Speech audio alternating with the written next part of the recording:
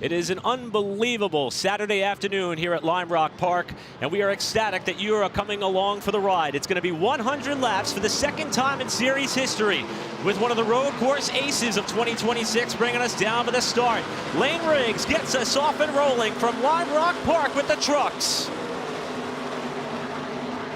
Great start on the outside by Connor Mozak, but Lane's going to be able to get the lead into one.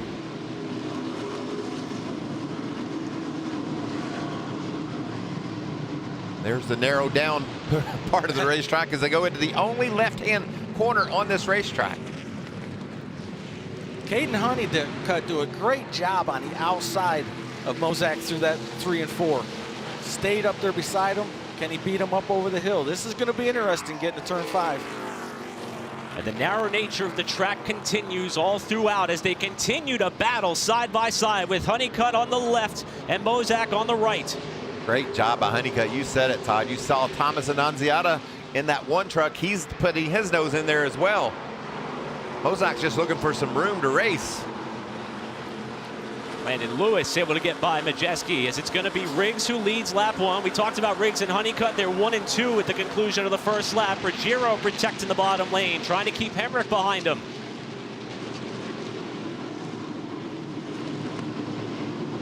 Getting into turn 1, you see all those guys, they fan out, Michael, every time down through there, trying to figure out how to outbrake that guy in front of them. And you know that comes from, Todd, how you exit 7. When you come off turn 7, if you've got momentum, you can make those moves, and you just want to dive in there and take advantage of a guy. Things really tighten up off the left-hander. Eventually, you might see some drivers find that limit. We saw a couple of drivers lock up the front tires going into 1 as Andres Perez was to the bottom of a side-by-side fight. Still looking to go side-by-side with Ankrum as they come up to turn 6. See Chandler Smith just ahead, and there's Parker Kligerman. I could see that smile on his face from here, Eric. He loves this event, loves being here, and now he's a race car driver, though, and it's all about making those moves like that. Big 3-wide to the bottom. Great job, Parker. Parker set them up coming down the hill, stayed back, got a little run. Did not pull it off, though. Look at that. What a job by Tyler Ankrum to stay on the outside of Perez like that. That was really difficult going down through turn 7. His fight for position continues, and unfortunately for Parker, he didn't make that pass on either of those trucks that he was to the inside of in the approach to Big Bend. And that's Ben Mayer in the 42, inside and perhaps bouncing off of Stuart Friesen for a battle outside of the top 10. He's going to get that spot. That was aggressive.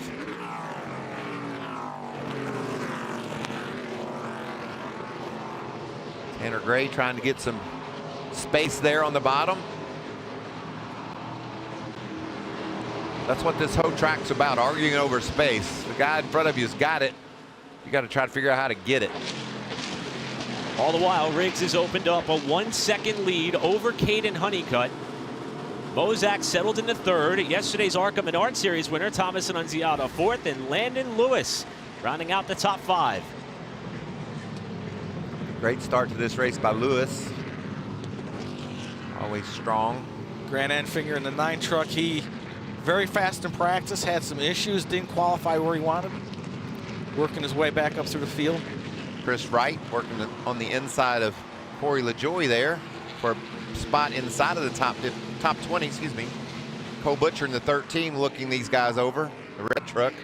Bit of news out of that 10 camp this week. Alex Yantz moving over to crew chief with Corey LaJoie in that 10 truck. The swap made with the 25. Dan Stillman now with the All-Star truck that today is driven by Colin Brown, who's picked up a few spots since the start after having to start this race from the tail end of the field. We're going to talk about this a lot today, Eric, and that's tire fall off. We lose a tremendous amount of speed as the laps wear on. So it's going to be interesting to me. A year ago, it was amazing how Corey Heim was fast on the short run, long run. He dominated and won the race. Lane Riggs drove out to a pretty nice start on the first lap or two, but that time by, the fastest truck on the track was Caden Honeycutt behind him. So Riggs is not as fast on the long run so far as he'd like to be. Let's run up the hill with Lane Riggs.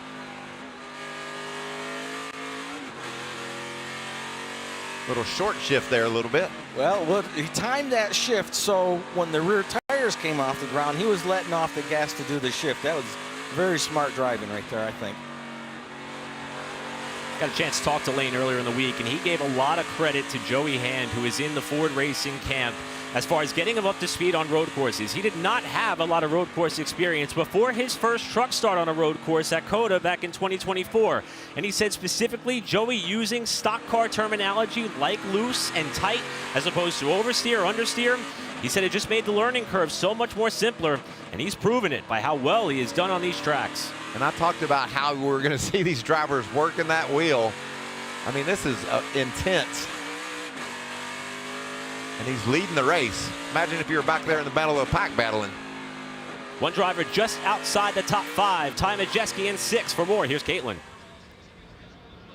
Yeah, there was a lot of promise, obviously, for Ty Majeski going into this race, given his past success on road courses. He just came on the radio, though, and said his cool suit is not working right now. And, guys, it is 83 degrees right now at Lime Rock Park. So, Michael and Todd, what is that like when you don't have a functioning cool suit in temperatures like this?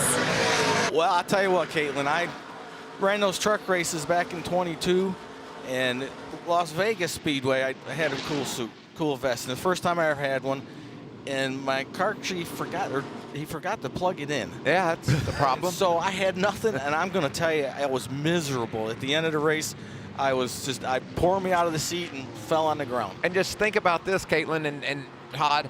These guys, we see how hard they're in there working. Road courses are the most physically demanding tracks you're going to be on.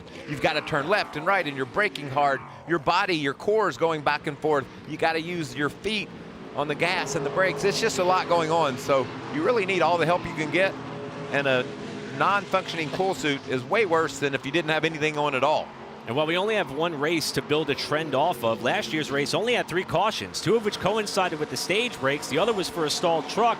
These drivers may not get that much of a break to rest or reset if this race has that same green flag tendency.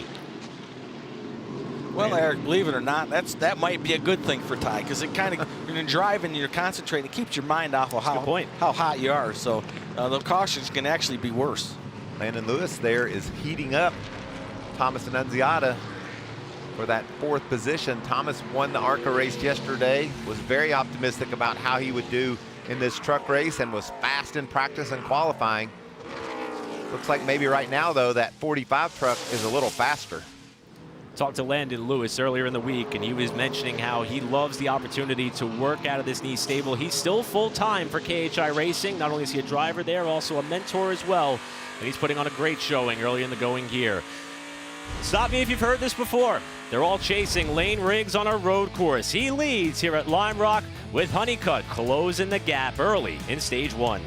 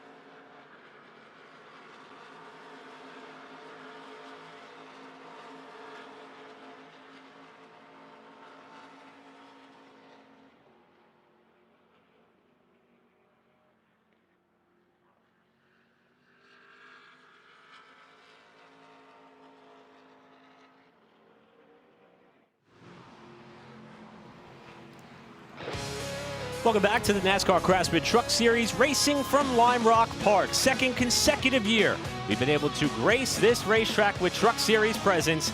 And you're watching a couple of drivers out of the Ram stable, both of which on the outside looking in of the chase standings right now, battling for position a little bit further back in the field. That's Minnie Tyrell in the 14, Justin Haley in the 16. And between Chris Wright and Haley is the third yellow Ram truck in the field of Colin Brown. These two will try to continue to work their way further forward. As far as another driver who has started to work his way further forward, Landon Lewis in the number 45 got around Thomas Annunziata for the fourth spot. For more on Landon, here's Caitlin. Yeah, Eric had a chance to talk to Landon about the success he's been having on road courses, top 6 at both St. Pete and San Diego. He said, it's crazy. I didn't really think I'd be in contention much on those style tracks, but he attributes his dirt racing background to helping him find an edge and search around the different grooves to find an advantage. He also told me one of his mentors is Ron Hornaday. One of the sports greats has been helping him out and coaching him through these different racetracks. And I spoke with Ron, and he said, I get more nervous watching Landon than I did racing myself. But he said it's proud dad moments for Ron, helping this young racer find his way. And right now, Ron is actually spotting for the 45 for this race. Thanks, Caitlin. And Landon himself is a bit of a mentor, as he has been working very closely with Keelan Harvick. They went testing just this past Thursday to get Keelan prepared for a race last night at Wake County Speedway. Just so much that goes into being a race car driver in NASCAR, Todd. You know, you need folks like Ron Hornaday, who's been there, done that, seen it. Kevin Harvick, Keelan, all those are part of Landon Lewis's team that helps them be prepped and ready to go racing. Yeah, you know, that having Ron around definitely helps, no doubt about it. But you got to give props to Landon and the work that he's put in, and absolutely just the raw talent that the kid had. He's just this really good racer, and Ron has helped developing what he has even further. So it's a good combination. Look at this battle for the lead. About it. Honeycutt is there. They lapped around Josh Rayum down into Big Bend, now into the left-hander. And you know what they named the turn right after that, Todd? It's the right-hander. They put them back to back. Just so they don't get confused. Yeah, let's keep this straight, right? As far as this battle for the lead tightening up, for more on the 11, here's Josh. Well, guys, you remember how lights out that 11 truck was right here at Lime Rock last year, just with a different driver. It was Corey Heim, the defending Truck Series champion. Well, Caden Honeycutt, he was in a different truck last year. Felt like he was pretty good, but there were some areas he could pick up on and learn. His crew chief, Scott Zipadelli, was very instrumental in pointing out areas he could be better in the sim this week. He took notes on it, went to work on it, and feels much better after the practice session about what he's doing here at Lime Rock, and he's putting the pressure on Lane Riggs right now. Just came over the radio, told the team it drives pretty good. I need a little more drive off, but otherwise he is in the ballpark and putting the heat on that 34 truck, guys. And Josh, I think he's better right now. He's been able to close the gap. He's running lap times that are just a couple of tenths at times better than Lane. And we're halfway through this run. These tires are starting to say, give me a break. You got to run another 15 laps, and that's when you really see what kind of handling package these trucks have under them, and how the driver is able to use that throttle, modulate the throttle to keep those tires from spinning off the truck. Well, if you watch Caden, the only time that he does lose any time to Lane is when he runs over a curb and hops the truck and has to wait to get back to the throttle. Well, other than that, yeah, I think you're right, Michael. I think he's probably got a little better truck right now. That win by Corey Heim last year here was the meat and the sandwich. It was the third of 5 straight road course wins for that 11 team in Tri-Con, as we ride on board with Gio Ruggiero from the nose of his Toyota Racing, number 17. He'll probably clip these curbs or get real close to them on exit here. We've seen that all day. There he is up on the curb. And then swing out wide to attack the left-hander, turn 3 here. Listen how low the RPMs get in those corners as he works that gas.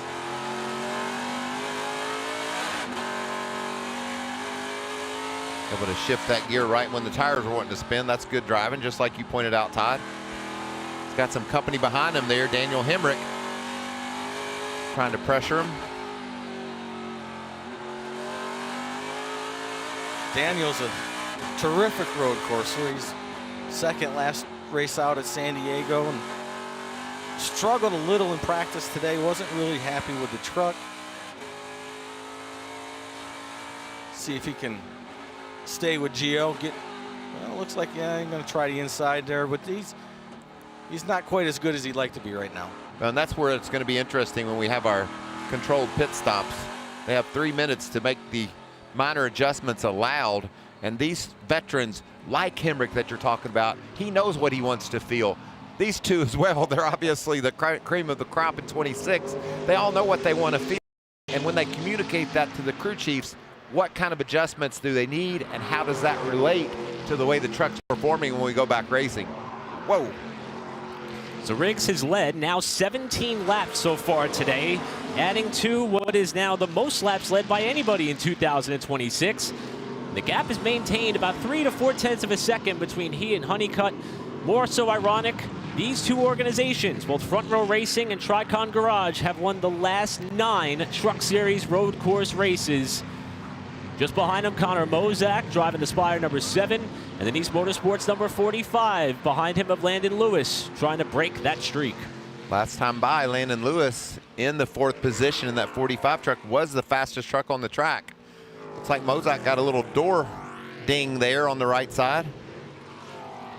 Tight racing. That might be in relation to the door ding that Honeycutt has on the left side of his number 11 truck. Noticed that a couple laps ago. Dings. There's that 45. What lap times he's putting down. And if you watch Landon, you watch his line, you watch his doing. Look right here, not out of shape like the rest of those guys. You know, just smooth, consistent, same line every lap, doing it, hitting his marks. I think that pays dividends on these tires with the fall off that we see. You're not burning them up, you're not sliding them around, and they're going to last longer. So Lane Riggs still in command. Honeycutt hot on his tail with stage 1 drawing to a close. The battle for the lead continues.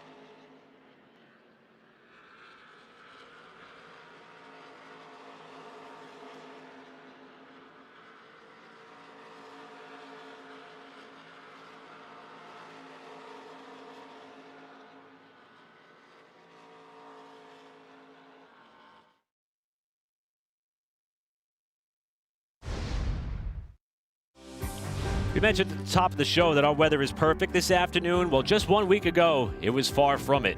Winds of up to 70 miles an hour brought down trees, branches, and devastated the property that this racetrack sits on. In fact, the main ticket booths were completely impassable. But somehow, some way, the track was able to garner enough support to get things race ready, and you would never know they were at such a deficit. In fact, they just got power back this past Wednesday, and the countless race fans that have come out here to watch this race and this race weekend, they get to enjoy this track on the beautiful property that it was before those storms came through. Todd, what if you were sitting at home with your camper last week and you saw what came through and said, well, I guess I won't be going. Look at all the campers that are here, the fans that have turned out.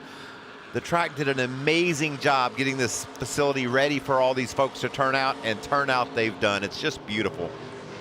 Last year when I was there, I walked up through that campground right there and spoke with a lot of people, and they're just so excited to have NASCAR and the Truck Series at this track. You know what I love about that? We were fortunate enough to go to the Naval Base Coronado, and it was the same vibe there. People were just we were so happy to be at Naval Base Coronado, and the fans and the sailors, everybody was so happy we were there. I just love where we're at in our sport right now as we look at Louis Foster from England racing his way up through the field. Has a good start to this race. Picked up a few spots, 4+4.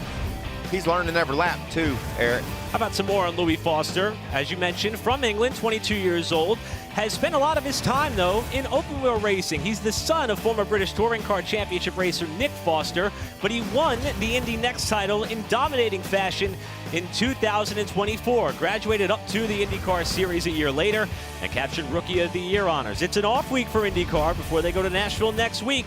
For more on Louis Foster, here's Caitlin.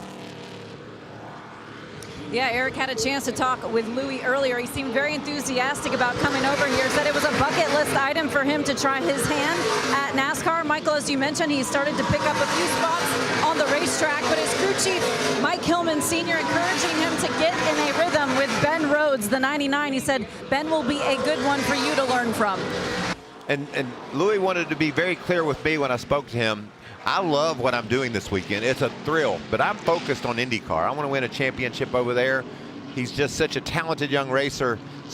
Spencer Boyd, his truck owner, just a great guy, works really hard. You see drop light on the side of that 76 truck. That's one of Louis' sponsors on the IndyCar, and he also works with Spencer here. So just a great collaboration. It's really cool to have Louis with us. Well, if you're a professional racer and you get a weekend off, what do you want to do, Michael? You want to go racing. You want to go racing, And man. then you know what he wants to do when the race is over? He wants to watch the World Cup match on Fox with England, and he wants a pizza and a beer, and he's specific about that. At the Airbnb, he told us that during qualifying, and he's been following Ben Rhodes. Speaking of Rhodes, after going to the rear for unapproved adjustments, he's gained 10 spots in this first stage, just about 6 laps away from this stage drawing to a close, with Foster trying to follow him, cutting a trail to the front. Yeah, Ben had a big slide in qualifying earlier, and they went to the rear after that, and he's making his way toward the front. Here's You some can of see our there, best movers. 10 spots up for Ben. That's impressive. We know it's difficult to pass here. Yeah, I was gonna say he's got a good truck. If he's made that many passes and gotten up that far, you know he's got a good truck on him, which he showed in practice. The thing was fast, and Colin Brown right there with him. We talked about Colin coming from the back. He's a road racer, and he's following him right up through. It's the battle right here for 7th. That's Gio Ruggiero in the 17, Daniel Hemrick in the 19, and Grant Enfinger. We saw the high speed off right there when he was wrestling the rear of the car or truck. Did it again. That's just fun. It's fun for, we talk about that's been the buzzword of the day, of the weekend, but these drivers, when that happens and you keep it heading in the right direction, as soon as it straightens up, Todd, I think they kind of think, well, that was fun. Yeah, I don't think I'm thinking that's fun. When I'm sideways, I'm like, oh, heck, here we go. Hang on. Engine number 9 running in the 9th spot. Behind him, the 62 Wesley Slimp. He is off the lead lap after a bit of a moment that he had about a few laps ago. After he was running a little bit higher up in the running order. This the run to turn 1. And this, Eric, just to be clear, is not fun. I think he's locked up those tires and just couldn't make the corner, and then he struggled to get her spun around and headed back in the right direction, so lost a lap in the middle of all this. Wesley was able to get it righted before we had to drop the yellow silk. See the dust, you're going to see that all day long, and trucks sliding sideways like Hemrick was there. In practice earlier, Grant Enfinger in engine number 9, he was very fast, and he's been able to make some good moves here early and right up to the battle here for the 7th spot. Well, we watched Grant in practice, and He was one of those guys that kept going to the top of the board. They go out and make a run, go to the top, get knocked down. So he definitely has a fast truck. He said that in practice, after practice, that he felt like his truck was balanced and fast. So good to see him making the moves and getting up there. Just 4 laps to go in this stage, Todd. I'm just wondering, when you know it's difficult to pass and you have the opportunity to just bump somebody out of the way, as time goes forward, as laps wind down, we're going to see more and more of that. Yeah, absolutely. The problem with the bump and run is eventually it's going to come back around, and you have to be careful who you're doing it to, where you're doing it on the track. But I feel for sure we're going to see some of that stuff. Especially with a restart on the horizon. And wow, that's cool. We may have some ram-on-ram crime here. That looks like a TV commercial, doesn't it? Those 3 trucks running so tightly together. Is this the next version of Ram Race for the Seat? The initial winner right there, Mini Tyrell, following this freight train that includes Justin Haley, who is the leader of this group, Colin Brown, and Tyrell, all running just a bit outside the top 20 right now, 24th, 25th, 26th. Nice moves early for Brown, getting himself up from the back of the field after a problem with the rear seal. Battle for 16th here. Jake Garcia is trying to check out Dawson Sutton. Sutton, another driver who ran the ARCA race yesterday to try to garner some experience. See Tanner Gray in the green truck. Number 15. This is bad news for the Ram bunch. Lane Riggs is there. He's got a buddy with him too. You know, we talk a lot, and I hear a lot from the garage area. Y'all sure you talk a lot about Lane and Caden? Well, this is why. Here it is again. Just what we heard Parker Klingerman talking about in the open. Turn 6, getting under the guy, outbreaking him in there. It's a great place to pass. We just saw Lane Riggs do that exact move. Oh, Caden's wide. And Tyrell got pinned between them as we come to the line with 1 to go in stage 1. Honeycutt lost a considerable amount of time to Riggs, having Tyrell get pinned between them both. That's just timing. He timed his pass perfectly, and it caught Caden in a bad spot and lost 6-8 truck lengths there. But he's now around the Ram, got his eyeballs right back up on the 34 of Riggs. And if Lane does not get up to and past the next truck in line, the battle for the free pass is going to be between the 14 of Tyrell and the 81 of Chris Wright with a half lap to go on the stage. And you think about all that stuff. If you're a driver, you're looking in your mirror, looking out your windshield. What's happening ahead of me? I've got to stay ahead of Chris Wright behind me. That's that top yellow truck. So here comes Riggs through the downhill behind Colin Brown. Riggs is going to come to the line. He's going to grab his 6th stage win of 2026, the most of all drivers, as he takes it at the line.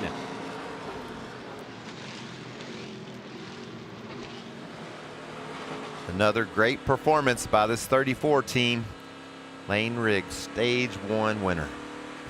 And the pace ebbed and flowed between he and Honeycutt as it had all year long, with stage 1 now in the books. On Wednesday, the Fox family lost a TV legend with the passing of Gene Michael.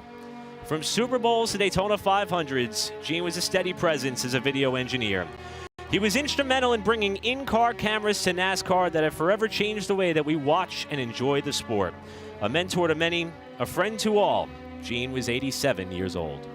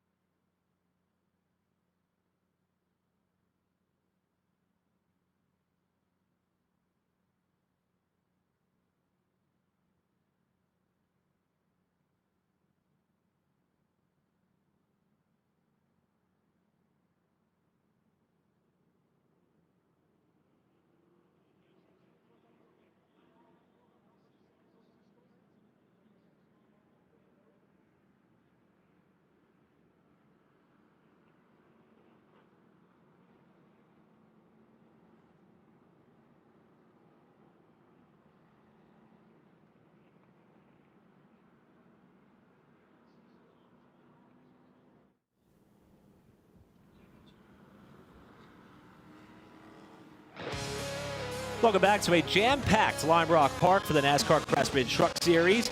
This racetrack is so rich in legacy and history across motorsports. For more on some of the who this racetrack has certainly wrapped their arms around, and vice versa, we welcome back Mike Joy. Thanks, Eric. This track's most famous sons are, of course, Paul Newman on the left and Sam Posey on the right. For a while, they were teammates at Nissan. And they live on. Their straightaways are named for both of them, the front and the back straight. But Sam Posey has an even deeper connection to Lime Rock. He grew up just down the street, and he went to Rhode Island School of Design. He and his brother, an architect, David, they designed these hospitality chalets because, remember, at Lime Rock, having no grandstands and no bleachers, that means there's no VIP suites. So we have chalets, and then Sam and David Moore designed the beautiful Skip Barber Tower and the Peterson-built chalet over across the Spectator Bridge over on the far side of the front straightaway as well. So all of those have Sam Posey's signature on them.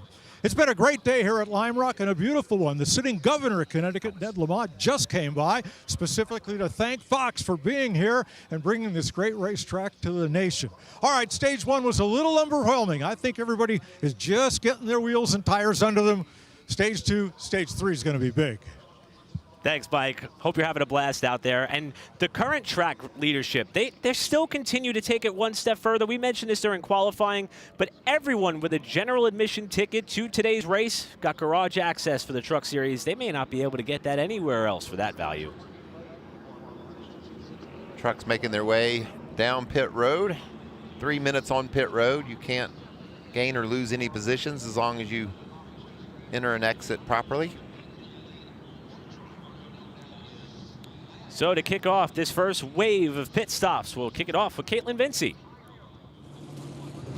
Yeah, taking a look at Landon Lewis in that 45. He actually told me he ran a TA2 car race here in May and learned a lot. He was very fast, obviously, there. Felt like he was better than all of the other trucks through the middle portion of that run. He said, I'm pretty decent. The front turn on the rights is very good. They're going to make a air pressure adjustment to that 45. Now, what about the 88 of Ty Majeski? He apologized immediately to his team and said, sorry for all the negative feedback I'm about to give you guys. He said, right now it's lacking lateral with the rear. The front is too tight, too. It's lacking overall grip. So they're going to take a rubber out of both rear springs and make an air pressure adjustment as well on the front tires. Josh? Let's start with the 11 of Caden Honeycutt as the teams go over the wall to begin work. Felt like he needs a little more drive off in that truck. Said that he doesn't want to be freed up too much, so they're going to make a wedge adjustment. Said he feels like he's better than the 34 in turns 3 and 7, and everywhere else they're pretty much even. As far as the 34 of Lane Riggs, he did lead every single lap so far, but still some things for him to work on. Feels like he's getting too tight towards the end of the run in turns 1, 2, 6, and 7. Said he's just simply too free when it comes to the left-hander in turn 3. So they're going to make some adjustments to help him out, but still a very strong truck right now for that 34. Thanks, Josh. How about Ty Majeski with, what do they call that, a polite letdown? I'm sorry for all the bad things I'm about to say, but here we go. Well, that's what a crew chief wants, though. He wants all that information. Tell me what you're dealing with. Very, very descript, please, and we'll see what we can fix of all that mess you're in. Honesty is the best policy when it comes to a crew chief and driver relationship. Lane Riggs has led them all. Stage 2 coming up from Lime Rock.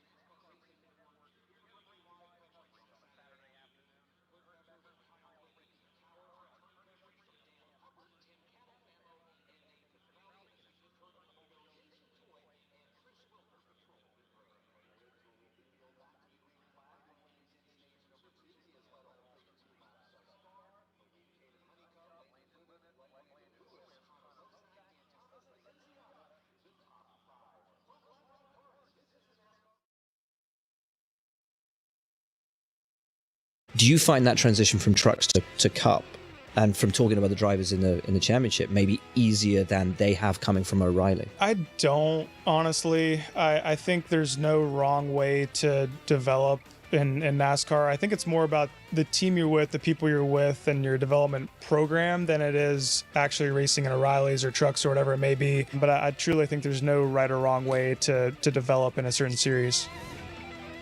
Check out the all-new Fox Sports digital show Speed with Harvick and Buxton, fueled by Poet. Subscribe to Speed on Fox on YouTube, the Fox Sports app, or wherever you get your podcasts. And I just want to tell you, that is a great podcast. And for me, a guy that was on Speed back in 1996 with a Monday night show with Johnny Benson and Ken Schrader, seeing that logo just brings back so many great memories. And Kevin and Will just do a wonderful job of telling the stories and having great interviews. Love what we're doing.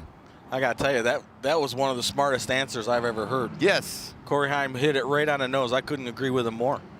He just said it doesn't matter how you do it, it's who you do it with. Exactly. Just wrapped up our first episode of controlled stops that we're going to see in this race, a unique facet of the event here at Lime Rock on this weekend, with the teams coming down and filling up with Sunoco race fuel with zero carbon bioethanol. A couple of nuggets to take in there. We mentioned the 42 of Ben Mayer was having a solid run in the top 15, and he actually came down, and they said he lost fuel pressure. And we're waiting to see here if he is either waiting for the field to catch him or if the problem happened again. And also the 76 of Louis Foster, too fast exiting pit road. For more on what's going on with Ben Mayer from Chester, Maryland, here's Caitlin. Yeah, it seemed like he started having the same issue again. He's saying right now the possible fire, and there was smoke in the cockpit. Yeah, I don't think he would have stopped there unless he had an issue, and the fuel pressure looked like they rectified things. He got going, but then something else has happened with the truck. Well, if he smelled smoke and thought there was a fire, I'd say probably a short in the wiring for the fuel pump. You know, electric fuel pumps in these fuel cells now. So it's probably something along those lines.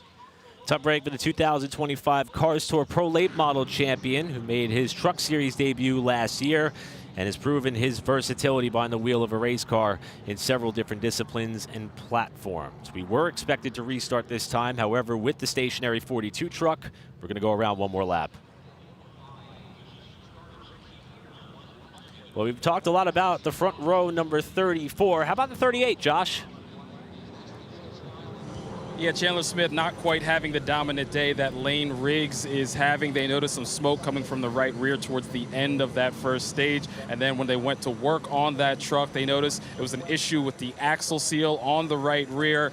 His crew chief, John Leonard, told him basically there's nothing we can do about it at the moment. It's an internal issue. They're going to have to ride it the rest of the way. Chandler came over the radio and said, hey, it's going to be a long day. The team agreed it's going to be a struggle for them the rest of the day. But what, guys, can they do with an issue like that, or they just have their bed made the rest of the day? Well, Josh, crew chief John Leonard's right. There's not a lot you can do about it. Stop and change the rear end, the cap over the axle. Maybe the seal's busted out there, but more than likely it's an inner seal. The fluids, when you go through these corners, the fluid will build up on one side of the rear end, and that seal's supposed to keep it from traveling down the axle, and sometimes it fails, and that's probably what's going on here. So, well, hopefully the rear end will have enough grease in it the rest of the way.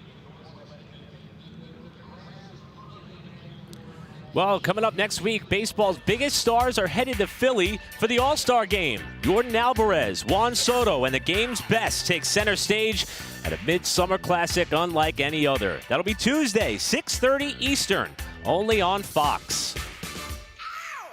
As a Mets fan, I'm happy that Juan was added to that promo graphic after some news of some late changes to the All-Star roster, so I'll take any short win I can get there. We talk about controlled pit stops, and you still have to do your job.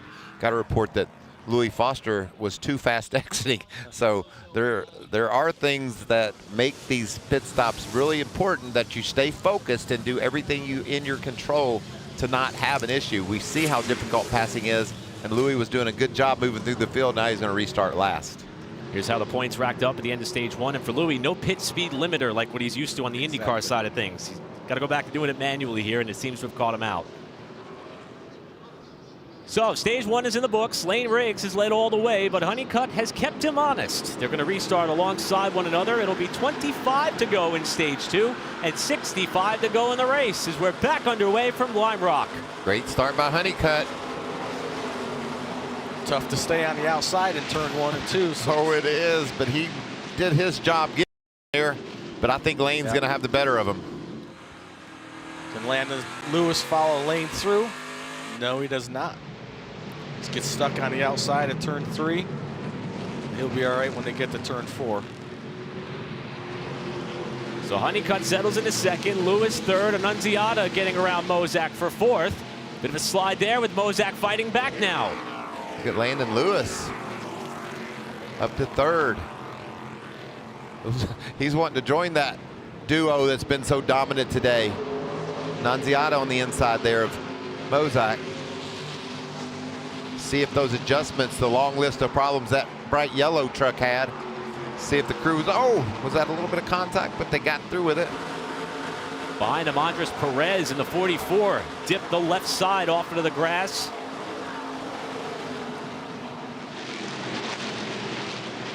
That is intense racing, isn't it, Todd? When you're up back there in that pack. That is. When you see those guys going in there 3 wide, it gets tight in a hurry, and something's got to give. Someone has got to give.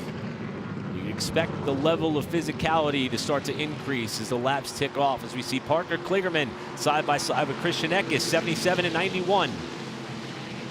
A little bit of smoke and haze coming from one of the trucks a little bit further up, it seems. Whoa. The contact there between the 91. Saw those trucks get together, Christian Eckes and Parker Kligerman. They've sorted it out. Tanner Gray in that green truck looks on. And you know, we talk about how difficult it is to pass, Todd, and you put a lot mentally into these restarts, trying to do everything you can to take advantage of being bunched up. It's really an intense part of the race. Every time you got to go green flag racing after a caution. It's really the most intense part of the race. Like I said, you go down, especially on their start. You know, start or restart, go down in there. If you watch it, they'll get 4 wide. And what's going to happen? Somebody's got to give. Is it the guy in the middle, the guy on the outside? So, you know, it's definitely a tough place to get yourself put in the middle of that. Battle for the lead. Honeycutt heating up to 34 here. Doing just that. He was there. This is what I'm interested in watching, Eric, is seeing who made the right adjustments. Just slight adjustments. We're talking maybe a ½ pound of air pressure here or there. Very little you're going to do to the trucks that are that strong, but how they're affected by those changes will be fun to follow. Bit of a defensive lean by Riggs, middle of the front stretch, maybe even trying to break up the potential of a draft on the longest straightaway the track offers. If you watch Honeycutt's truck, it looks way better than it did the first run. The back of it is stuck to the racetrack right now. I don't know if that's new tires or just the adjustments that Scott Zipadelli has made. But this thing is definitely way better than the first run.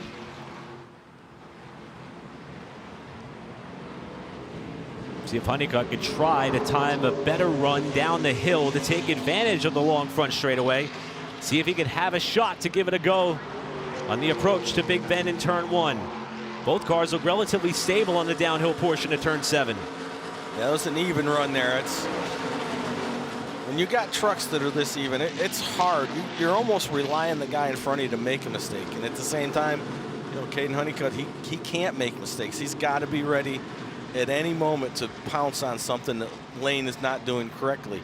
And at the same time, he's back there trying to size him up. Yeah. You know, see where his weak points is. See where he can maybe outbreak him. And just think about this too, Todd, and viewers at home. It's tough for that 11 truck to see the road. We talk about how narrow the racetrack is. You know, his vision is basically blocked by Lane Riggs, and he's got to figure out how to make those moves precisely with being able to see only about a half of what he's looking for. That's a great point, Michael, and that's where the visuals around the track, the guardrails, a tree or a sign, that maybe an outhouse, maybe an outhouse up on the hill. Yeah, that all becomes very important.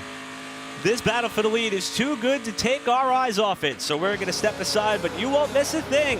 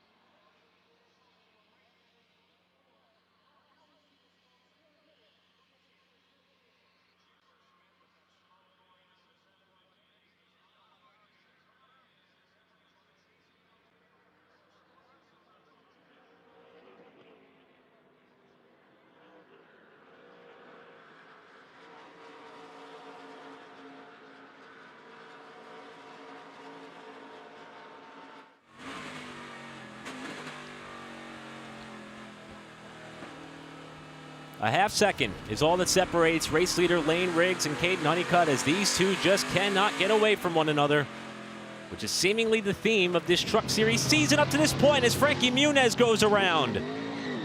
Frankie got right back on the gas and got her going. Good job, Frankie. It was off the west bend just before they go downhill, and there may have been some contact with Graham Doyle.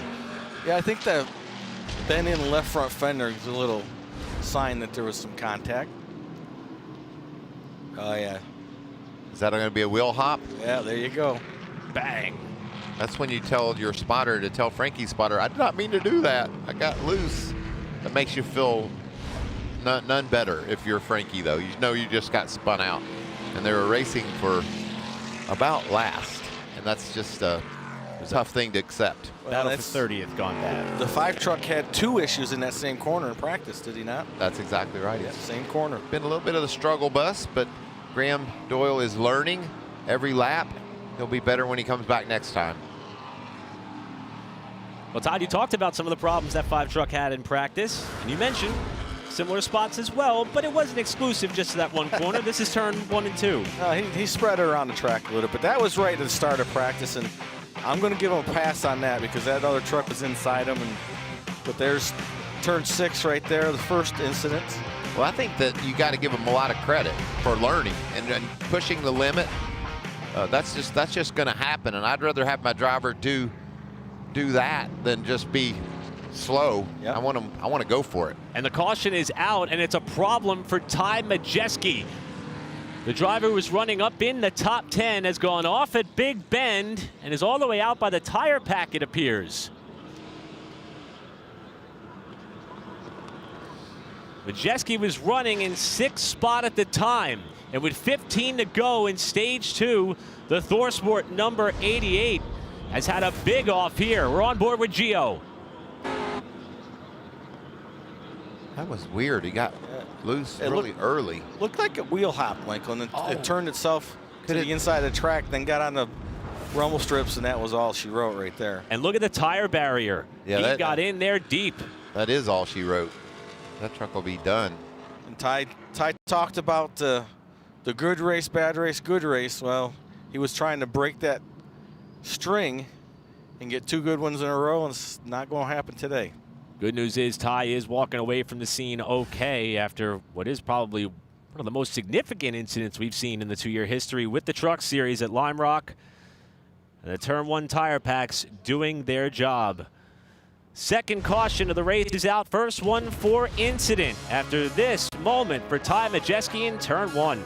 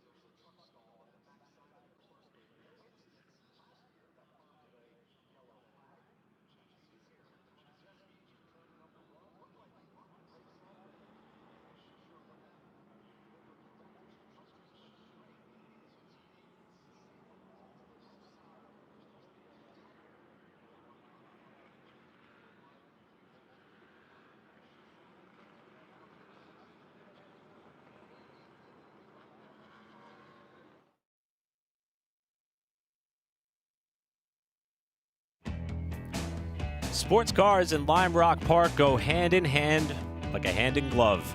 This, some of the sights from Trans Am when they were running here back in 1970, an event that continues to be a marquee event on the calendar at Lime Rock each and every year. In fact, just this past Memorial Day, Trans Am returned for what is a new annual tradition here at this historic facility.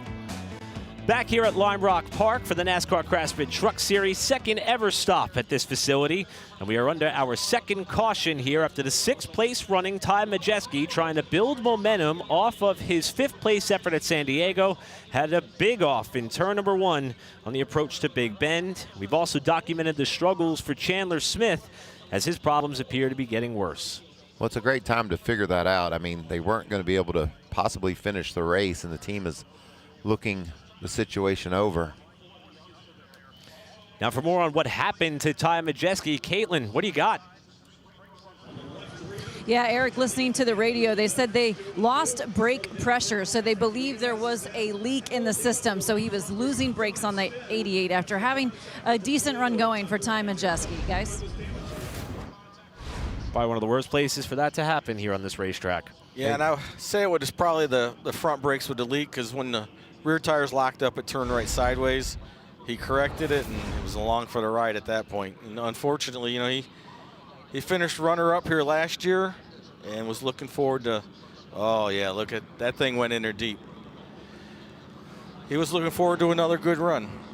An absolutely destroyed ThorSport number 88 will head back to the pit lane, and we'll let cleanup commence.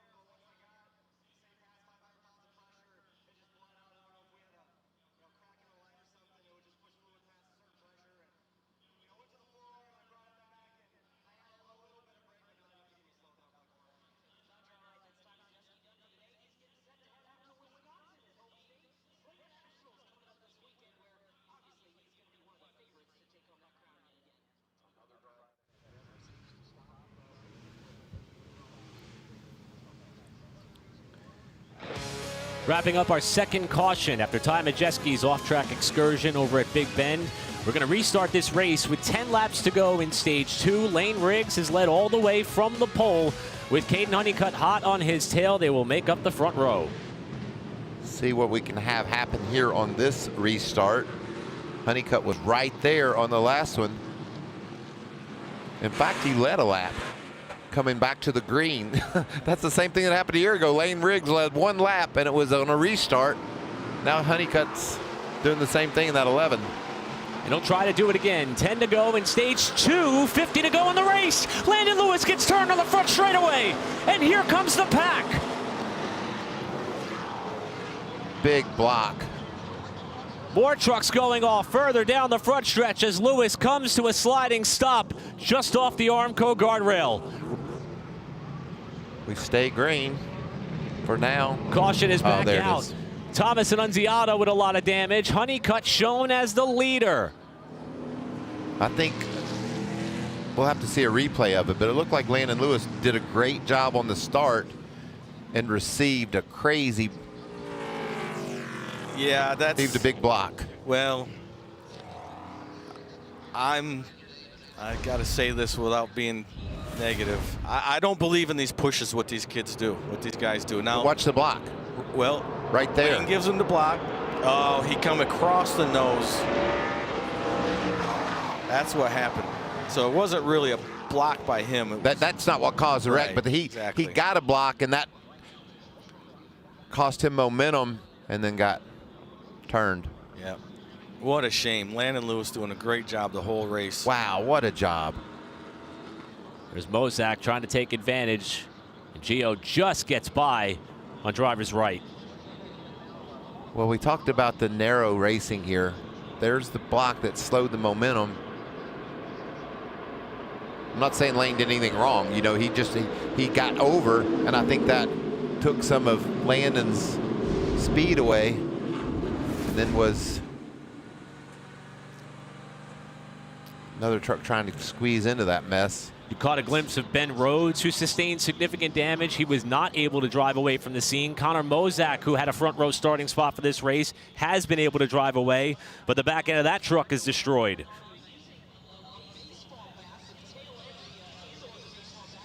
Yeah, they're not going to be able to get this one fixed. You know, Michael, I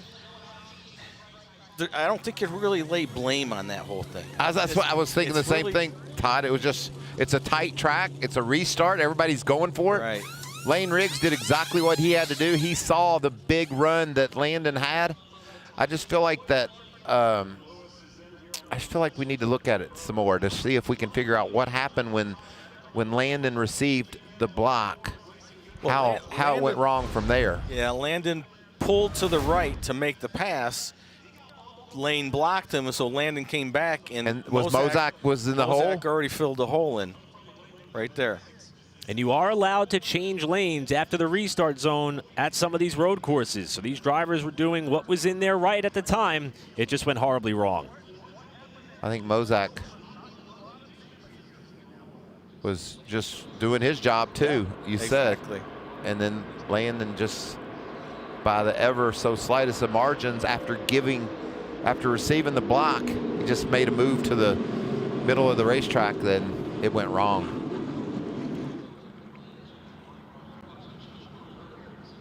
Look who our new leader is. Yeah, how about it? Honeycutt did a great job on the restart. Another look from Gio Ruggiero with the Toyota Racing on board. This is going to show it right there. Landon just squeezed over, and Mozak was there. How fortunate for Gio to not get hit in the left rear and make it now 2 trucks that would have been broadside with the pack oncoming. That was pretty amazing. No more trucks got involved in that mess than did. We saw a couple of them go a little off-roading down there to the right side to get away from it. You guys did a great job. Some of the drivers that were involved in that accident.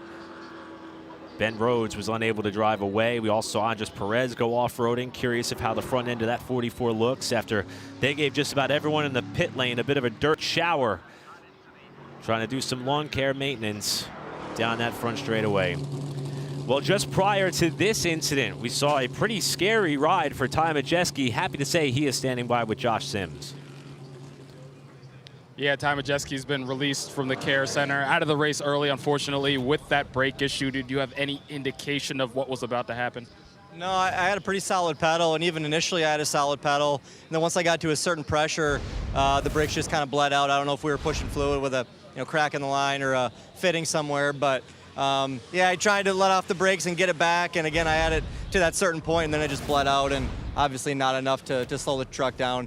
Yeah, I had a solid truck today, one that could have contended inside the top 5. I don't know that we had winning pace, but it would have been a good day for our Menards Ford F-150, and yeah, just a shame that it ended this way. Thanks, Ty. Guys? Yeah, unfortunately, the unique box score of his season after the up of the solid run at San Diego last time out is going to go back down with this terrible wreck, and there was a lot of work for that ThorSport team to accomplish just to get this thing in the hauler to go back. Yeah, that season's finishing positions chart of his year is just amazing, and it happened again. Just straight up and straight down. That's it. Topsy-turvy, to say the least. Well, as we just passed halfway, still 7 laps to go in this race. 2 cautions for cause today as we're just past halfway after only 1 last year. A big pileup on the restart with Caden Honeycutt, the new leader.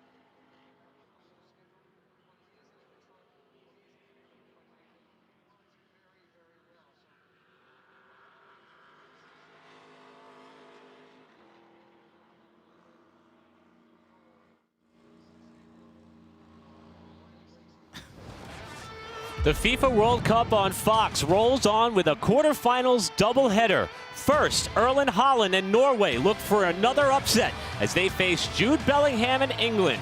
Then Messi and Argentina against Switzerland. Coverage begins today, 4 p.m. Eastern on Fox. Well, we know that Louis Foster is going to have his eyes peeled on that match with England. We have another unique World Cup story tying into the driver of the Nice Motorsports 44.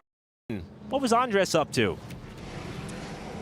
Yeah, that would be Andres Perez. He told me during that interim break following the San Diego race, he actually went back home to Mexico to be with his family and went to the World Cup game of Mexico versus Ecuador, which Mexico, of course, won that. And he said the energy after they won was just such a prideful moment for his family, for their whole country. So he says, obviously, soccer is huge over in Mexico, but some people maybe forgot that actually that's where he is from, and he moved away from there when he was just 17 years old, living in the United States by himself. His whole family still lives there. So he said it was pretty challenging actually coming here, trying to learn our culture, learn our language, but he did grow up in Mexico City doing this style racing, and that is showing up today. He's currently in the 6th position, guys.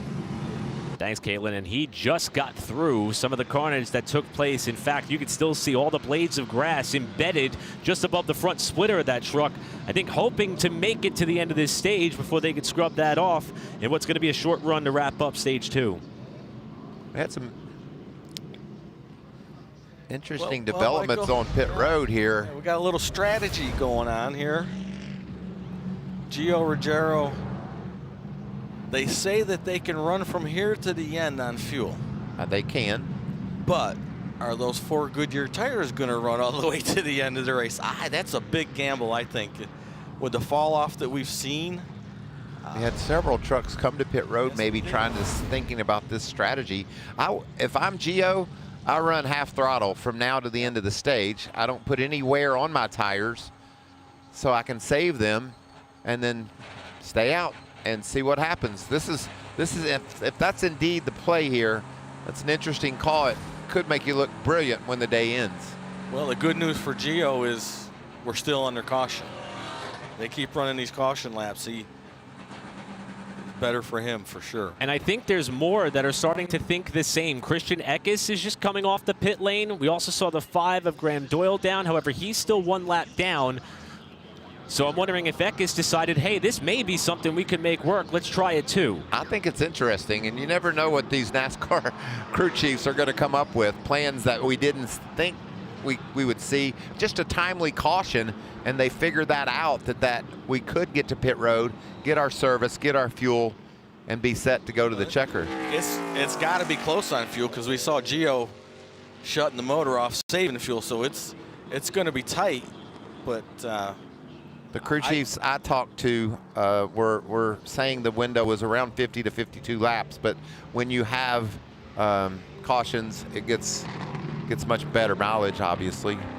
And also Connor Mozak, who did stay on the lead lap despite the team having to repair all that damage, and the 45 of Landon Lewis, they also are on this strategy. However, Mozak and company appear they got more work to do on that left rear. Yeah, that truck's going to suffer with some downforce there, and looks like maybe still a tire rub there as well. So, more twists and turns here at the twisting and turning Lime Rock Park. Be fun to watch. So we didn't get a chance to see this split strategy last year because both of the stages essentially ran caution free. The caution that ended up ending stage 2 was due to an oil down on the racetrack, but it ended up being the stage break anyway. So we're going to see something here in about 3 laps after we close out this stage that's going to be new for Lime Rock and the trucks, and it's certainly going to throw a wrench into how this race finishes. You see our front row swap now after that beautiful restart by Honeycutt. Can he hold off Lane Riggs here and win this stage? So Honeycutt got the lead on the outside of the front row on the last restart, just before the crash happened in row 2. Row 2 looks a bit different now. Grant Enfinger in the 9, up there with Daniel Hemrick in the 19, getting set to bring us down for the final 3 laps of stage 2 here at Lime Rock. Andres Perez after the off-roading. In row 3 with Tyler Ankrum, Parker Kligerman, Jake Garcia, Tanner Gray, Justin Haley, your top 10 with 3 to go in stage 2. Lane hangs right with him. Trying to get that side draft. Can he hang on the outside? That's the question. What Honeycutt into the curb pretty badly, and it lost some momentum. Can Riggs stay there up to the left-hander as Hemrick gets off-road behind him, and we're still door-to-door for the lead.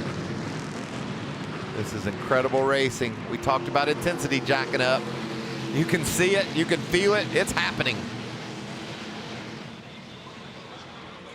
Riggs got another good run there as they head towards the uphill section. Here's Parker Kligerman in the 77 trying to get a spot from Ankrum as Riggs dips the left side into the hole that's developed there on corner exit. Cole Butcher in the 13 down to the inside of Haley.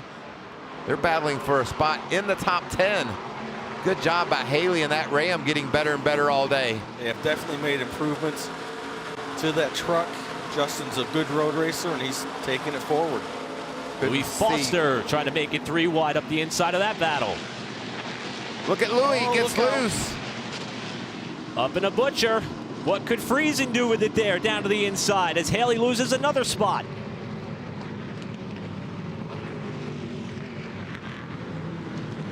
Foster gave up the spot to Butcher after making some contact. Oh, you see Stewart Friesen. tried to go 3 wide. Oh, and off goes Chris Wright. Wright, who had just gotten the free pass a couple of cautions ago, now back on the lead lap, running in 23rd. Landon Lewis in the 45. Back in the game. See if he can make some big gains. Annunziata to the inside of him there in the 1. Two of the trucks nursing battle scars after the restart pileup. As we now begin the final lap of stage 2 with Honeycutt in command ahead of Riggs and Enfinger, with battles being heavily contested right around the bottom portion of the top 10 and just outside the top 10 as we check in on some of the trucks that are on the varying strategy, including Ruggiero in the 17 and LaJoie in the 10. They're just inside of the top 15. This is going to be a fun race to watch finish out. How about Grant Enfinger? What a great run. Started 22nd, up to 3rd, basically under green. He was in the tires earlier today too. Nose deep in the tires. He's had a lot go on today. Felt like he was really confident when we talked to him though about how he would finish this race. Speaking of finishing, here we come. Lane tried to give it a shot in the final run down the hill, but it's not going to happen. Second stage win of 2026 for Tricon Garages. Caden Honeycutt, and his first since Darlington. The battle of Honeycutt and Riggs continues. Riggs won round 1, Honeycutt round 2. The final match coming up from Lime Rock Park with strategy in play.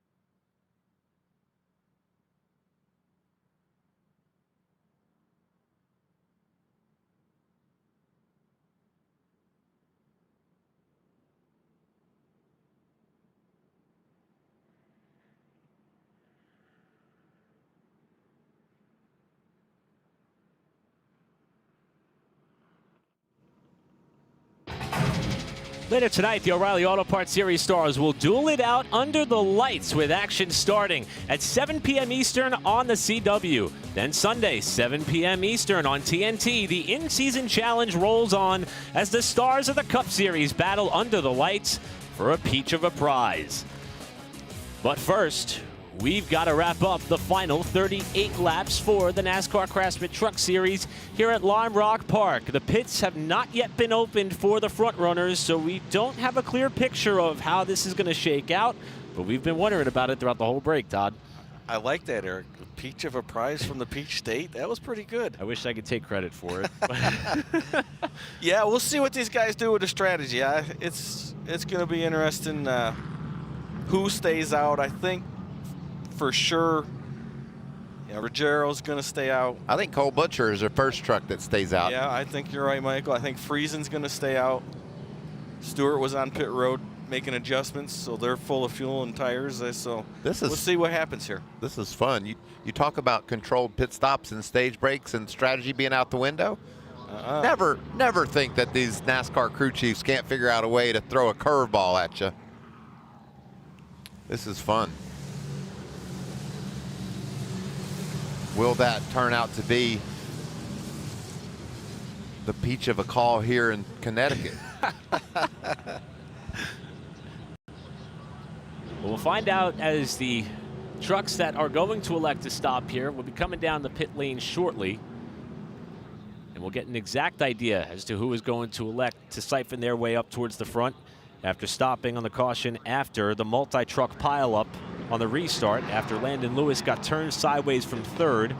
Pit lane is going to be open this time, and stage 2 winner Caden Honeycutt is going to lead the parade of trucks down the pit lane, as you said, with the exception of Cole Butcher and several others. This is great. There's Cole Butcher, there's Stuart Friesen, there's Ruggiero, Corey LaJoy. And that what's this mean, Todd? Colin Brown. Where's our dynamic duo going to restart? They're going to be back in the pack. This is everything you'd want. Now we're going to see how good their trucks really are. They won't have clean air. They're going to have to be in restart right around 10th. As you see the teams here awaiting NASCAR's signal to hop over and provide service to their driver. And once they get the thumbs up, they will elect to change tires and fill up with Sunoco race fuel with zero carbon bioethanol. As the signal is about to be given and has been given to the teams, we'll get an update pit side to Caitlin. Yeah, taking a look at Grant Enfinger and that 9 team. You said the positive was you made the front end better throughout the course of that run from the previous cycle of pit stops. But he said we're still getting killed in turn 7. We also got much tighter, giving up time in the corners. So they were talking about doing a track bar adjustment to help that 9 rotate. As far as the 44 of Andres Perez, he felt like he killed his tires, obviously, during that run. Also, the team making sure they're pretty diligent about cleaning the grill from grass and debris that probably came up from that big incident. But Andres Perez could be poised for his very first top 5 of the year. Josh? Well, for the 34 of Lane Riggs, who's led 48 laps this afternoon, he said, I need the left rear in the track more. He's getting loose now in turns 6 and 7. The first run, he was tight there, but overall said he's tight behind the 11. As we move on to the 11 of Caden Honeycutt, he kept it simple over the radio. Same problem he had in stage number 1. He said, I need more drive off. He's led 14 laps, put himself in position for his second road course win of the season. But like you said, both these guys, the 34 and the 11, will now have to come through the field to try and get back to the lead. So we'll see how good their trucks are and how these adjustments help them out the rest of the way, guys. That was real interesting right there. We watched that tire changer on the left front of Honeycutt's truck reach in there, and I think he pulled a packer out of the shock, which that's a fairly major adjustment. So it'll be interesting to see how that truck runs. When the truck's not the same left to right, and you need more help in one direction, that's adjustment that you would make. Well, we've taken an egg beater to the running order, and we're going to reset it for you when we come back. Several trucks hoping they can make it to the finish, and they'll cycle up to the front. We'll give you the running order and start stage 3 right after this.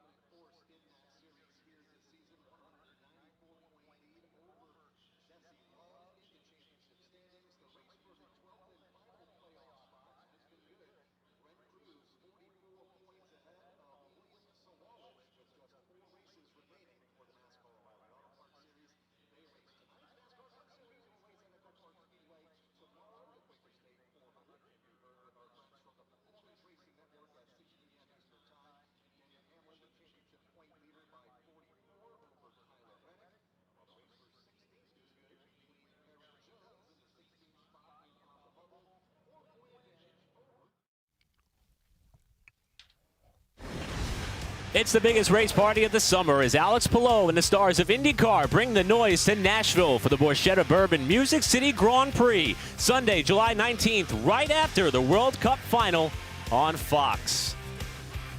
It's going to be a great race to watch with a great lead-in, of course. They're even having a watch party for the World Cup there at the track. Those cars will be singing in Nashville. And you'll be able to see that driver, Louis Foster, in the field next week as well. I was trying to do the good, peach. Michael. I was trying to do the peach thing for Eric. I just didn't. I liked it. Oh, thank you. Louis has been impressive. I know this is a whole lot for that young man to take in. Never been in a truck. He races Indy cars, Todd. We know how polar opposite those are. Never been to Lime Rock, and there he sits competitively. Started in the back, learned a lot early, and now he's in contention. I was watching the last few times he got on the TV there. He's actually racing now. He's up there racing with trucks, trying to make passes. So his learning curve, he's done a great job. Now, when the caution came out, we had Honeycutt, Riggs, and Enfinger as the top three. For more on the 9, here's Caitlin. Well, guys, we've documented the up and down struggles for this team and the different issues that have kept him from having a good finish. And once again, problems plaguing this group. Just talked to the crew chief, Derek Smith. They were having voltage issues, ended up having to change a battery. So he has dropped significantly back to 17th. Wow, what a shame. I mean, if it wasn't for bad luck this year, Grant wouldn't have any. I mean, they've had so many very good trucks, fast trucks, and something just happens, whether it's an alternator, the fuel pump giving up, and now battery gives up. It's just, what a shame. Take a look at our cumulative stage points. How about that? Lane Riggs, Caden Honeycutt, they got the same average finish. Right now, they got the same amount of stage points today also. That makes sense, doesn't it? So how about this front row? Cole Butcher, who is a super late model ace, alongside of Stuart Friesen, who is incredible in dirt modified racing, and also in these trucks as well. They're going to lead us back to green with the strategy all over the place across the front runners. 36 laps to go, and we're back underway from Lime Rock, and they're already fanning out 3 wide. Hold on. I bet if you look close, you can see 4 wide back there. What a crazy jam session it is into turn 1. Stewart stays on the outside. What a great run around turns 1 and 2. Right here, Cole's probably going to give it up. No, he doesn't. Oh, and he's going to grab the lead. Takes the lead. Look at all those Rams that have cycled up toward the front. So Butcher to the point. Couple of trucks dipping wheels off in trouble. Chris Wright gets tagged and turned around. I believe he got hit by Eckes. A lot of damage. I don't know if that truck will drive away or not. I thought I saw the 91 go off the racetrack, and as it tried to rejoin, it caught Wright. We stay green. Butcher leads to the final corner. Oh, Butcher, though, off the pace off the final turn. And now the caution flag flies. What a great job by Stuart Friesen to not run in the back of Cole Butcher. I was thinking the same thing. Todd, did you see how abruptly he had to yank that thing to the right? That was incredible heads-up driving right there. Not at all sure what happened to Cole Butcher there, as you see some of the debris left behind from the physical restart that took place after we saw Chris Wright get turned and several drivers dip wheels off all around this racetrack as Wright has returned to pit road. You know how wild that was, Eric? Now we get to do it all over again. It's going to be equally as crazy. See if we can see what happened to Wright. So yeah, that's Eckes way off. Oh, yeah. Great call, Eric. That's exactly what happened. But if you looked up ahead of that a little bit, Lane Riggs was all 4 off in the dirt. There goes a big slide into the wall. See the debris flying. NASCAR had to throw the caution to clean the track up. Now both Eckes and Wright have come to the pit lane for repairs. Teammates got together. Now this was what happened to Butcher coming off of the downhill. Great job by Gio also. You know, I talked earlier, Todd, about how difficult it is to see. Gio didn't know what happened. He had to bump out of the gas there because it just, the big move by Friesen surprised him.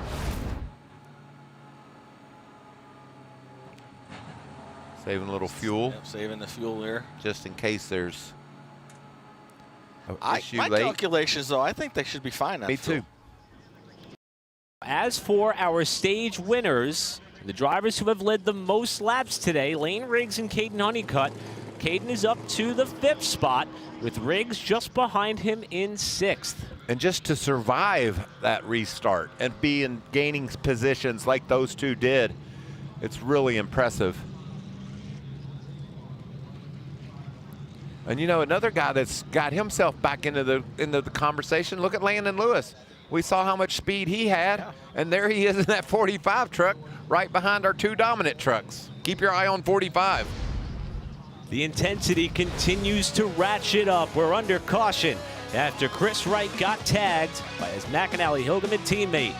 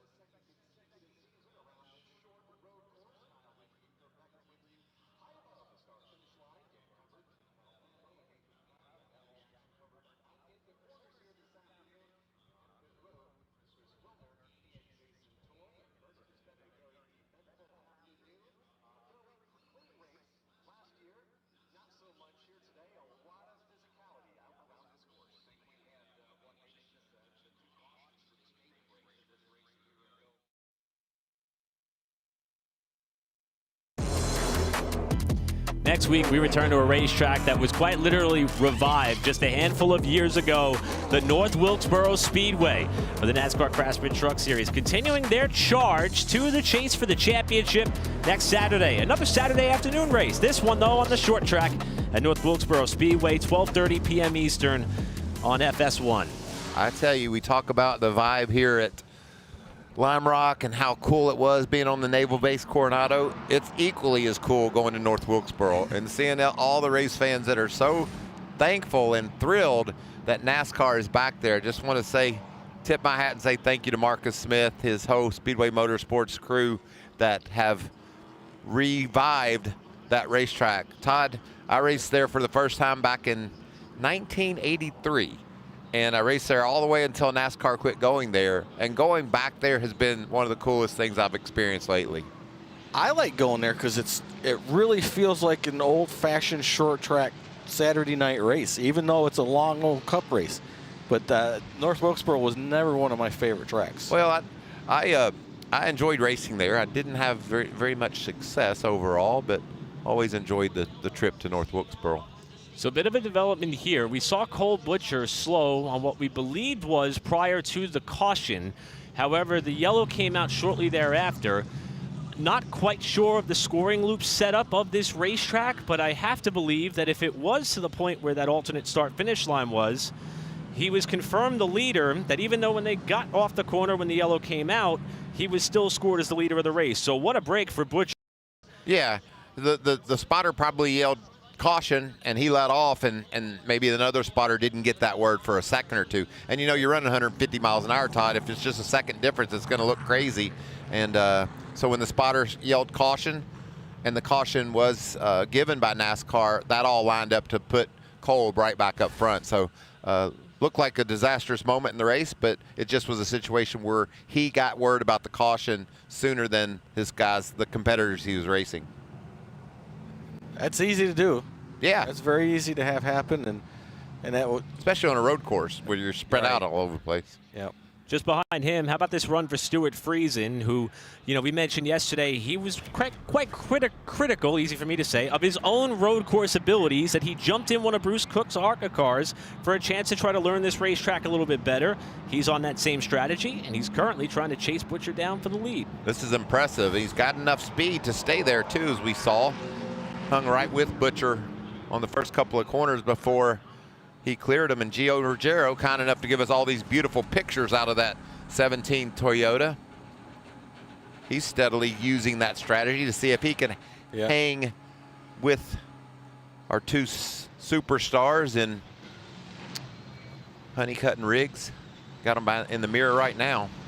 Speaking of that ARCA race yesterday, the winner from that race, Annunziata in the one truck, cycling back from the restart jam-up that happened a couple of cautions ago, despite some damage to the right side of that truck. Some damage.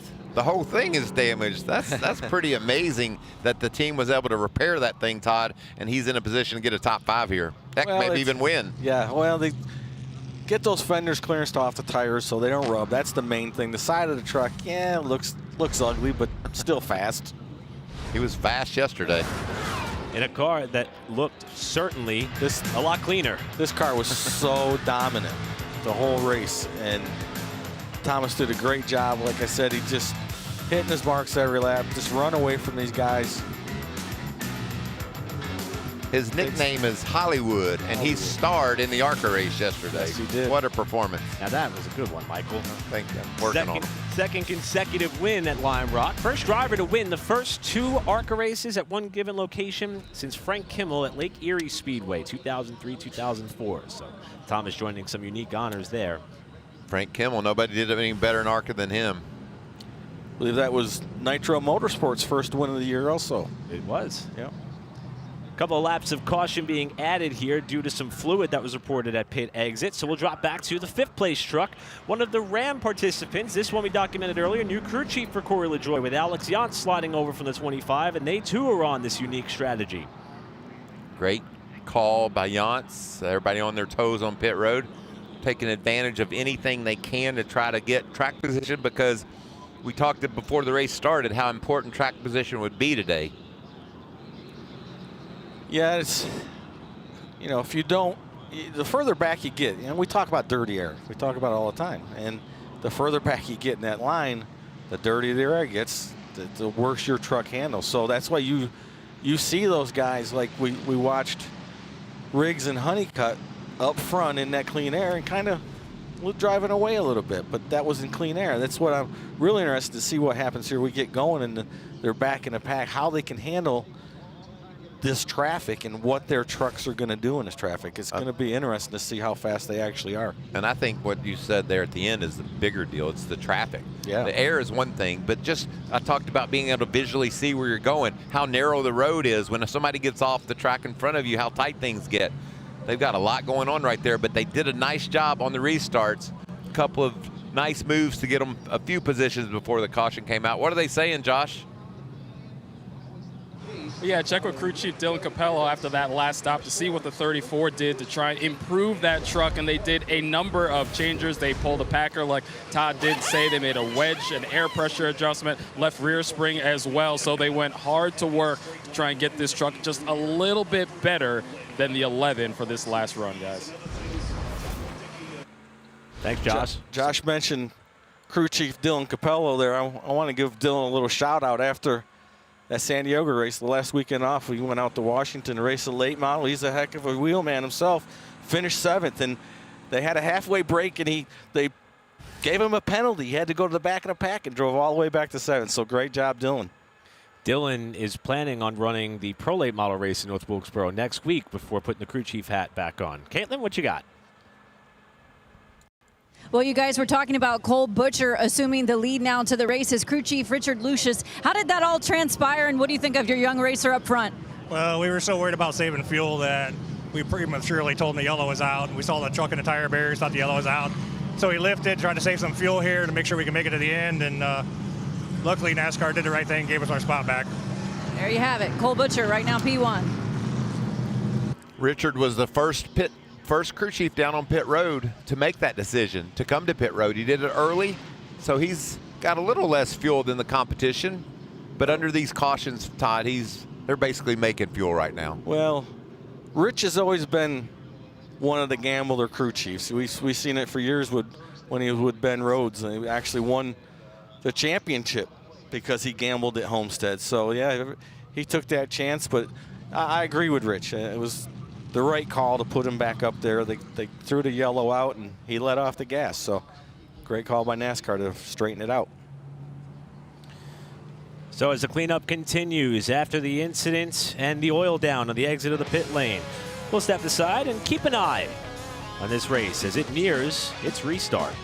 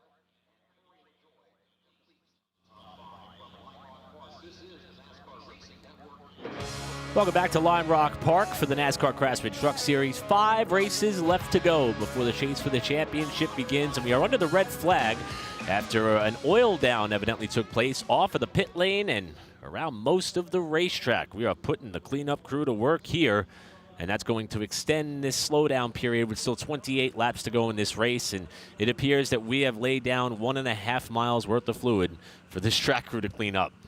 Yeah, definitely got a little oil down here. Now, Michael, we looked at this oil dry through turns 1 and 2. It's at the bottom. And I asked you what you thought as the leader. Would you take the bottom, or would you go on the outside for this restart? Well, if you go on the outside, you put yourself at in the hands of the guy that goes to the inside and says he's just going to run through that. Yeah. Run through that speedy dry at all the speed of the world. So I don't know. I think I want the bottom.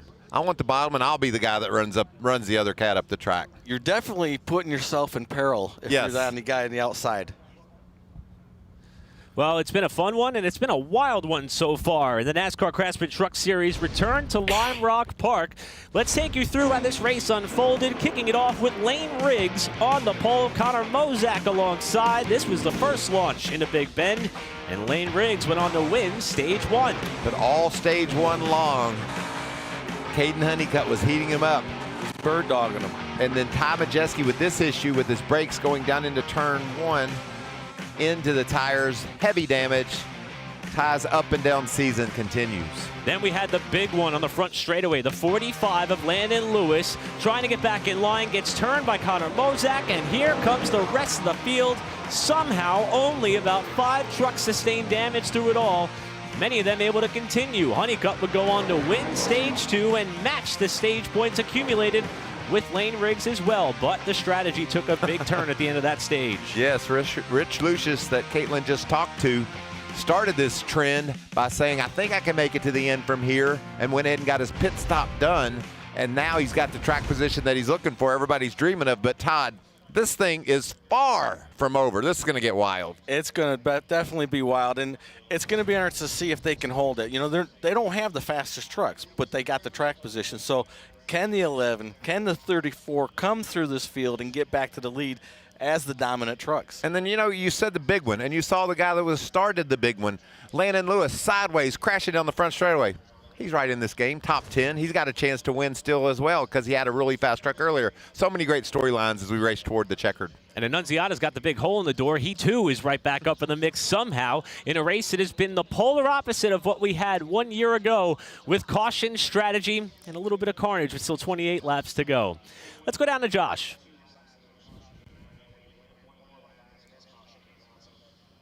Hey, guys, I'm going to catch up with crew chief Jeff Stankiewicz in just a few seconds, but I'll toss it back to you in the booth, guys.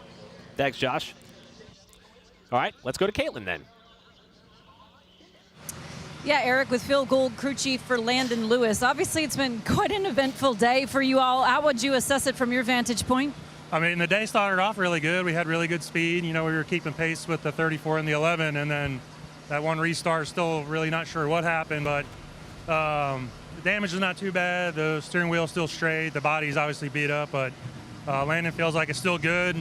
Obviously, we had to flip the stage there, so we got 3-lap older tires, but hopefully we can get settled out here and get some green flag laps and race. Landon has been so impressive so far this season in his limited starts. He'll be in this truck the rest of the year. What have you observed about his talent levels? He's extremely talented and just tuned in to everything that's going on, studies, everything, all the aspects of the racing, and looking forward to having him the rest of the year. Thanks, Phil. Good luck the rest of the way. Josh? All right, now we've got Jeff Stankiewicz, crew chief for Giro and the 17 truck. Bring me through the strategy that helped you guys get that track position, first of all. Yeah, we were just kind of stuck there in 7th the whole time, just about the first stage. Nobody's really passing. We did get some track position there right before that caution with the wreck, so we got up to 3rd, but we just didn't feel like our truck's good enough to really drive up through the field. Nobody's really passing. It's really tough to pass, so we just took the opportunity. We were only going to have 2 green flag laps on our tires by short pitting it, and we just wanted to take an opportunity to try and get up front, get clean air, see how our truck drives, and maybe we can maintain a good, solid top 3 finish doing that. And really thought more guys behind us would do it, and we'd have a bigger buffer, but I still think we're in a better position now, even with the 2 laps on our tires track position-wise for the end of this thing, just because it is so tough to pass. Appreciate it. Let's see how it plays out the rest of the way. Thanks, Jeff. Mike, you said track position, track position, track position. And I also said fun, fun, fun. And the track position game has certainly played out, and man, we are setting ourselves up for a really fun finish to this race. Certainly fun for us. Maybe not for the crew chiefs or some of the drivers, but certainly fun for us. Can you put your arms around all the brain waves that are going on down there on those pit boxes? Crew chiefs looking at data, engineers feeding them information about what they need to do, what they could try, and you saw guys.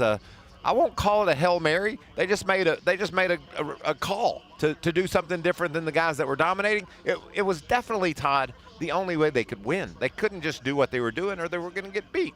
You can't do what Honeycutt and Riggs are going to do because you're right. You're going to get beat. But honestly, though, the crew chiefs, they're done.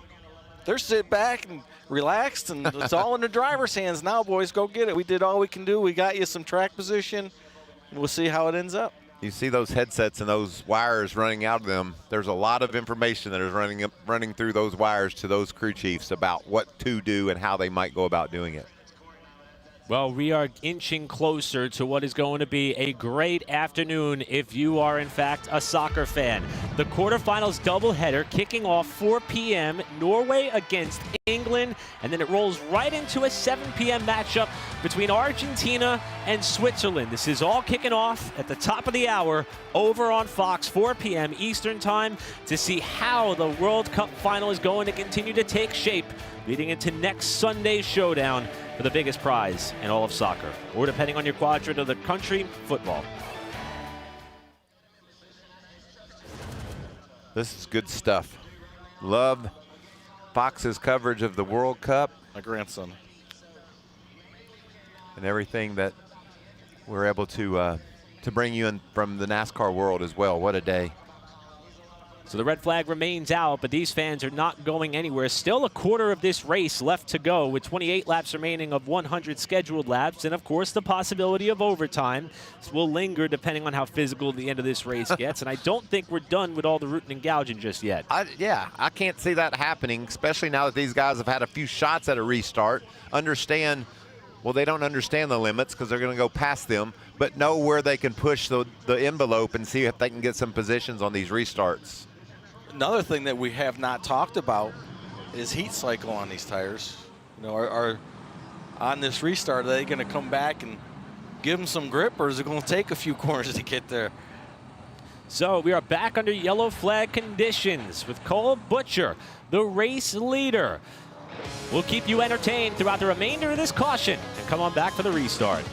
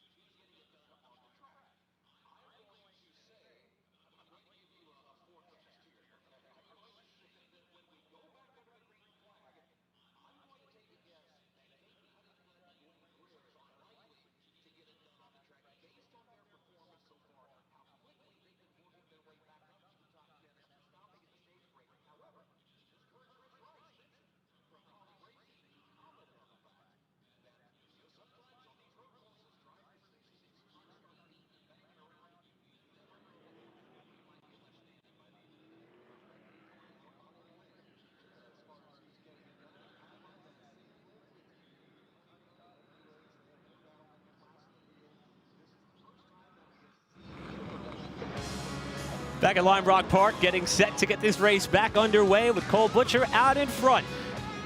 27 laps to go when they come by. They're going to be choosing this time, and we will be going racing next time through with our stage winners of both Honeycutt and Riggs now up towards the top 5. You can see Butcher chose the bottom despite all the speedy dry and understanding that there's going to be some slipping and sliding. I like that. Be the aggressor. Don't let somebody shove you out of the way. You do the shoving if you need to. Yeah, I just hope that there's some grip there. Well, I know the thing that's crazy is there's 26 laps to go when we take the green. Like it shouldn't be sleeves all the way rolled up, but I'm thinking it might be. I think we've seen how hard it is to pass, and we know how important bunching them up on a restart is. Could get crazy. Well, it's as hard as it is to pass. We heard them crew chiefs talking about it. You can't give anything up. Nope. So I think the gloves are off, the sleeves are back, and it's going to be hammered. And also, when you think of drivers like Riggs and Honeycutt, who are in command of this race, now a couple of rows back. Also, you've got some of the drivers trying to battle their way up into chase contention to be in the top 10 in points, like Enfinger, like Friesen, who's going to be on our front row, like Haley, who's been running in or around the top 10. Some of these drivers may want to be careful to make sure this wild card of a race doesn't turn into an absolute nightmare with so much on the line over these next 5 races. Exactly right, Eric. This could make or break right here the rest of the season for some of these guys. If they get taken out on this restart, it's going to make a big uphill battle. A pair of drivers from north of the border are going to get us back underway with 26 to go. Butcher, the control truck, Friesen outside, and here comes the land rush. Look at Honeycutt, 3 wide into 1. Oh no! Friesen gets turned by Butcher as they go in the corner. Honeycutt is caught up in it as well.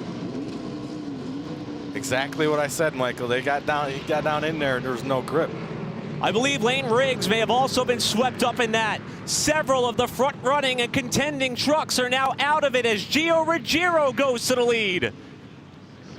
Annunziata to second, and Butcher rebounded to hold on to third. Watch that 45 in fourth, Landon Lewis. We saw the speed of him.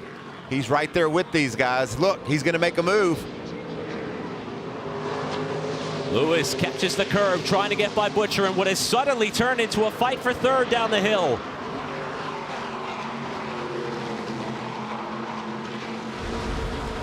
Every truck was able to continue on. Watch what happened here. Look how low Butcher is entering the corner. I said be the aggressor. He just didn't have enough angle into that turn. Hit the curb and then hit Friesen. That's exactly what happened, Mike. He might have got some help, and I think we're about to see whether he did or not. We're going to go on board with Gio Ruggiero. Giving him a push there, which you want. Yeah. There you go. And it just pushed him out of control.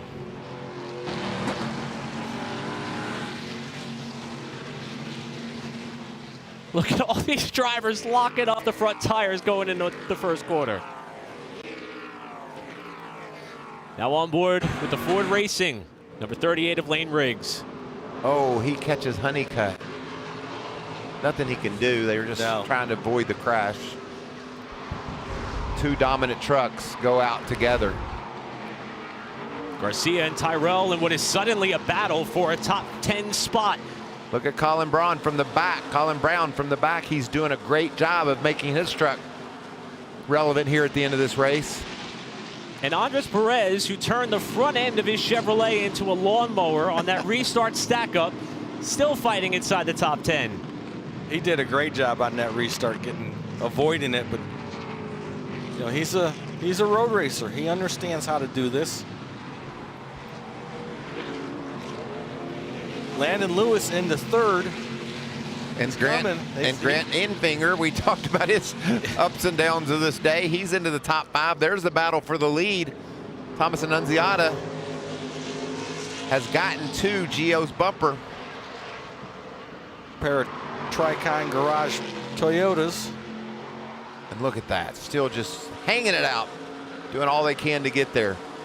Now that Lewis and Enfinger have disposed of Butcher, see if they have the kind of speed it's going to take to go up there and join this battle for the lead. Mentioned as being a bit of a home race for Annunziata, who's from nearby New Jersey.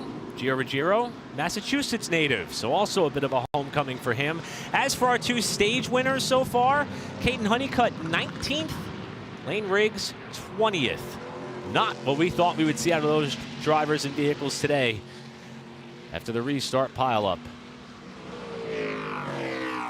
Thomas Annunziata, let's not forget he's trying to go for the sweep this weekend, winning that ARCA race yesterday. And he is in a spot to do just that, Todd.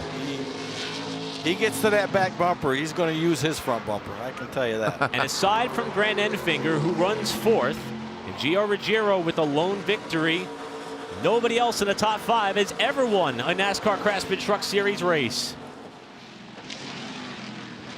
Now Chandler Smith rejoined the race. However, that truck is rolling very slowly up through the right-hander, and it's going to come to a stop to give us another caution. We didn't need that. We did not need another restart. The fans at the track, and as viewers, I'm encouraging you to stay tuned because it's going to be crazy. We know that. But as a racer, you know, you've settled things out. You've stretched it out a little bit. You don't want to see this caution, especially if you're Gio or Thomas Annunziata. They're right there where they needed to be. But it's going to happen, and I would venture to bet this won't be the last one. Well, we have now doubled our total cautions from 1 year ago, 6th yellow of the afternoon. The two guys wanting to see this, Landon Lewis and Grant Enfinger. They needed this caution to catch those guys and be able to race them.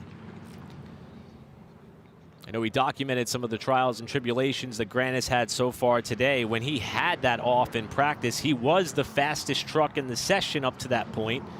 And evidently, he did not lose any speed in that truck, despite how disastrous the incident did look in practice, but he kept it out of the wall. Even before these crazy restarts, Grant had driven himself up into the top 10 and close to the top 5. So he definitely has a fast truck. So Tricon Garage still trying to keep the streak going as far as either front row or Tricon winning the last 9 consecutive, trying to make it 10 consecutive Truck Series race on road courses. Landon Lewis 3rd, Enfinger 4th, Cole Butcher 5th. It's Jake Garcia, Andres Perez, Colin Brown. How about Tanner Gray? Haven't talked a lot about Tanner so far this afternoon. He's kept his nose clean. Daniel Hemrick, your top 10.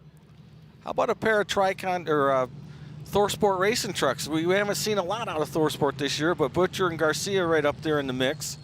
It's good to see them having a good run here. Also starting to see a lot of these trucks in the midfield getting some more battle scars. I saw that the right side of Colin Brown's truck was a little bit damaged. Look at the back end of Jake Garcia's truck. Also, Parker Kligerman's got some damage to his front end. You said it was a short track of road courses, Todd. It's really starting to look like it. Yeah, the sheet metal pile is going to be big at the shops this week. Hey, all those fans who've got the general admission tickets that can go in the garage area, they might be able to go home with some sheet metal souvenirs when this one's over. Get these teams to cut them off and leave them there. I think Jackson Lee might have just gotten the free pass around the field and going up and getting back on the lead lap. So Jackson's done a nice job in that number 2 truck. Driving the Carolina Closets number 2. He's got 30 representatives from that company here in attendance at this race, hoping for a strong showing. Well, we've been talking about some of the standings and all that is going into the battle for this bubble spot and the regular season title. With both Riggs and Honeycutt having problems, the gap kind of remains the same or similar as it was coming into this race. But down towards the bottom, Grant Enfinger would leapfrog his way up into the top 10 should this race end right now. And look how tight it is there. Tyler Ankrum barely out. Stuart Friesen. Oh, look at this. Annunziata up in flames from second spot under caution. Well, now we have seen it all. Yep. Luckily, Thomas from the truck. That thing got hot in a hurry. That was a big fire.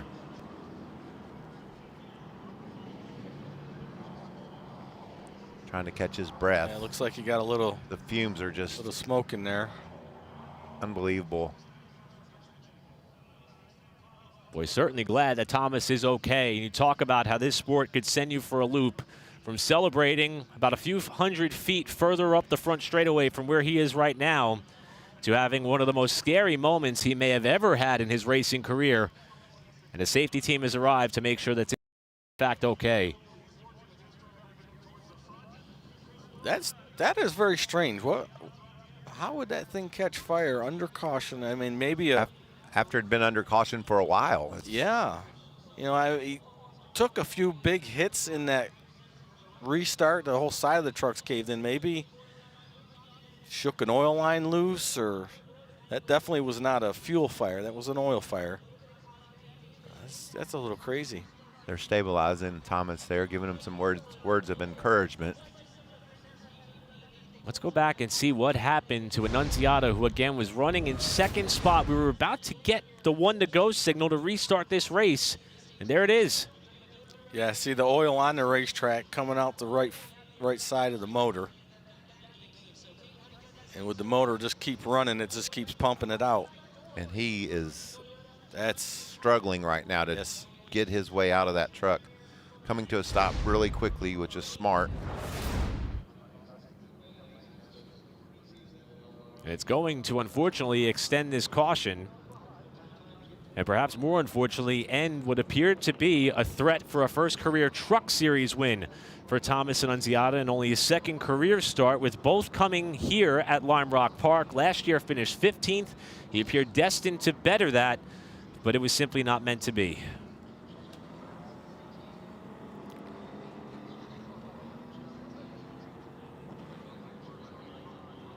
well with that unfortunate situation right there. Look who's in second place now. That's a fast Landon truck, Lewis. Young man doing a great job. We heard his crew chief talking about his skill set and how much he studies and works at this game. That's what it's all about these days, Todd. These kids have so many more tools than we ever had. And to be able to be successful at this game, you have to be willing to put in the time. You've got to get behind the wheel of simulators. You got to get on the computer. You got to watch replays of races. It's very time consuming. There's a lot that goes into prepping. But when you meet a young man with an opportunity like Landon has, or even Thomas, or you just go down the list of guys that are competing up front today, they're all willing to sacrifice and take the time to do the work so that they can have the results. I spoke to Ron Hornaday about Landon, and you know, anybody knows Ron, he's going to shoot you straight. He's not going to beat around the bush, and he says Landon is truly a remarkable talent. Well, that's the fun thing about being part of this Truck Series broadcast team. We can see these kids come along before really a lot of other people do, and we're able to make notes and say, well, he did this or that. And you know, we had a guy just recently win the championship, and in his first or second start in the Truck Series, we said Corey Heim will win Cup races, and I'll be darned, he's already done that. And so the list just goes on and on. You got, unfortunately, a kid that did something so special, Thomas Annunziata, that getting in the ambulance right now. So hopefully he's okay. But the good news is Annunziata did climb from the car after experiencing a race car driver's biggest fear. So we're under caution here at Lime Rock.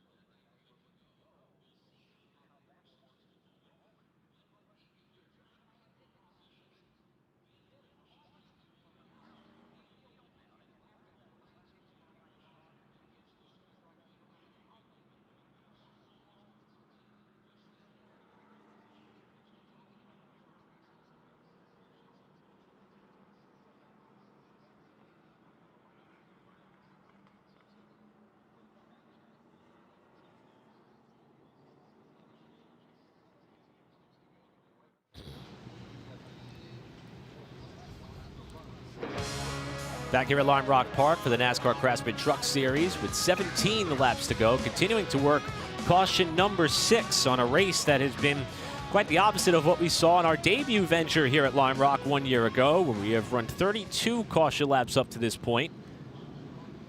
And the most recent one coming after a bit of a combination of circumstances, including Lane Riggs sustaining some pretty significant damage on the turn 1 pileup.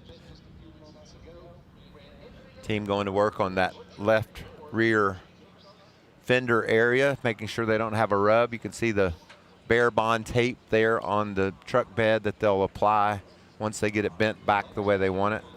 You know, we watched Lane from the in-truck camera get into Caden. Well, from the looks of that rear bumper, I'm saying somebody probably pushed in the lane there. Yeah, there was a lot of pushing and shoving for sure. A couple of other trucks that did stop under this caution period include Caden Honeycutt, Corey LaJoy, Wesley Slimp, and Stuart Friesen, who was also swept up in the melee at Big Bend on the last restart attempt. So both Honeycutt and Riggs going to be behind the 8 ball here for this final stretch run to the finish, with Gio Ruggiero, whose lone win came at Talladega Superspeedway last fall, looking for his 2nd career Truck Series win, and obviously first on a road course out in front of the field with one of the cleaner trucks that you could find right now. It's funny how the ones that are wind up front are those only clean trucks on the track, and I think that's what we'll have today for sure.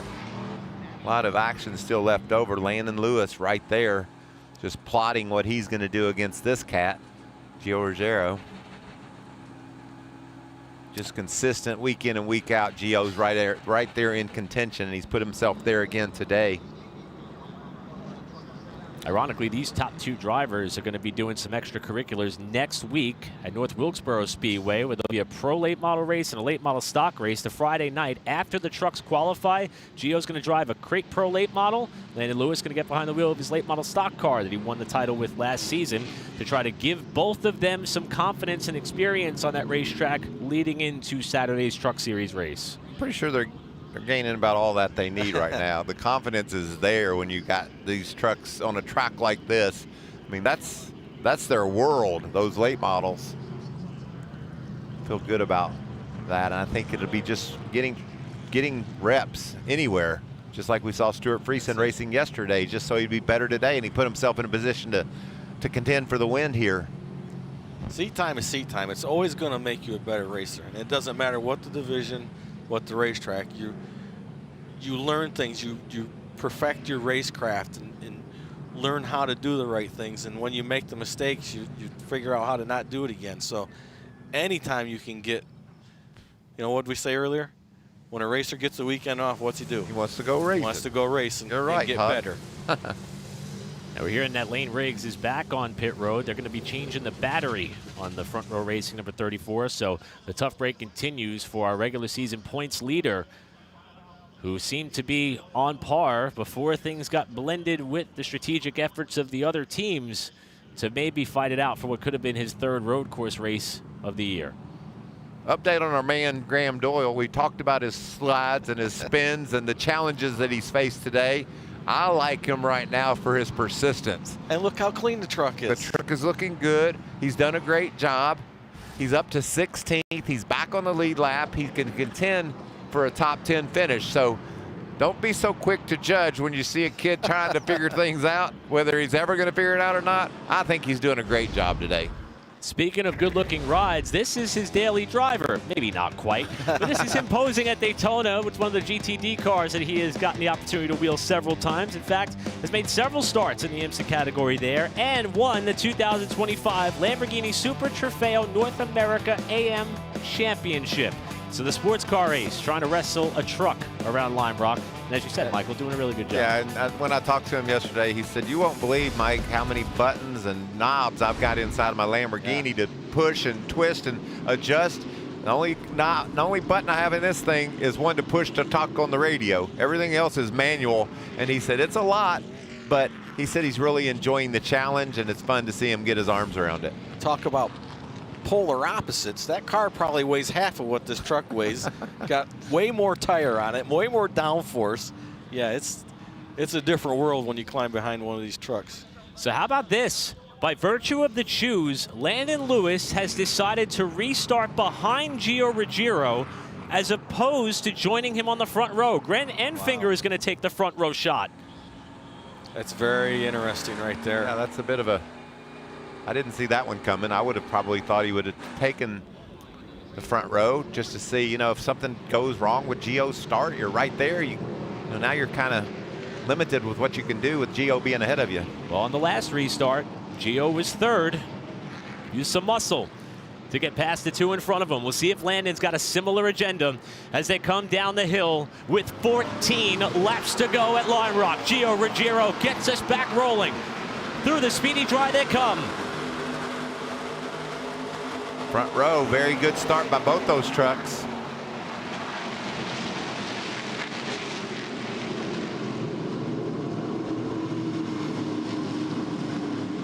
Grat can't hang on the outside there. Landon's going to give up that spot, end up third. So the choice by Landon drops him to third, Enfinger to second, Garcia to fourth, and Colin Brown in the top 5. From last. Let's give him that, from last place. What a great run. He's such a good road racer. They obviously have worked on a truck and gotten it better through this race. Tanner Gray in that green truck, he's moving his way up toward the top 5 too. Andres Perez hopping a curb, trying to get under Daniel Hemrick for 9th. Tyrell to the inside of Haley down the hill, and the Ram teammates are going to battle side by side as they come off the corner. Somebody way off the road. You can't see anything when you exit turn 7 when that happens. There's just dive bomb after dive bomb, isn't it, Todd? Louis Foster in the green truck.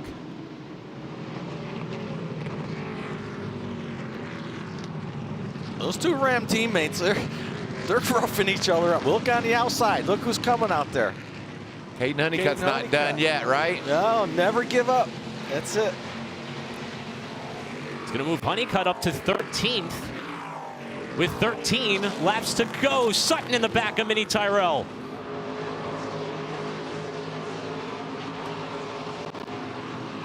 Blocked there by Tyrell and Corey LaJoy. Wesley Slimp, we saw him problems earlier. Here comes Honeycutt with another move. There's racing going on everywhere right now. Caden Honeycutt's on a mission. You can watch him driving that thing. He is on a mission to get as far forward as he can. Battle for 5th. Colin Brown, Cole Butcher into the back of the Ram 25. Still sideways off the corner is Brown. No. He's into Butcher. Butcher out to the grass. You know who's loving seeing all that? It's Tanner Gray. And Parker Kligerman, who's trying to take advantage. This is full contact NASCAR right here. We talked about taking the gloves off. I think it went all the way through the field. Oh, and there they go. No. Gray into the back of Colin Brown. Butcher is off as well. Oh, Butcher slips by. Wow. What a shame. Colin got all the way up to 4th. From last. And that's checked up this whole pack. There's Honeycutt trying to get inside of Perez, who blocks him all the way down to where the pavement ends. He got there, though.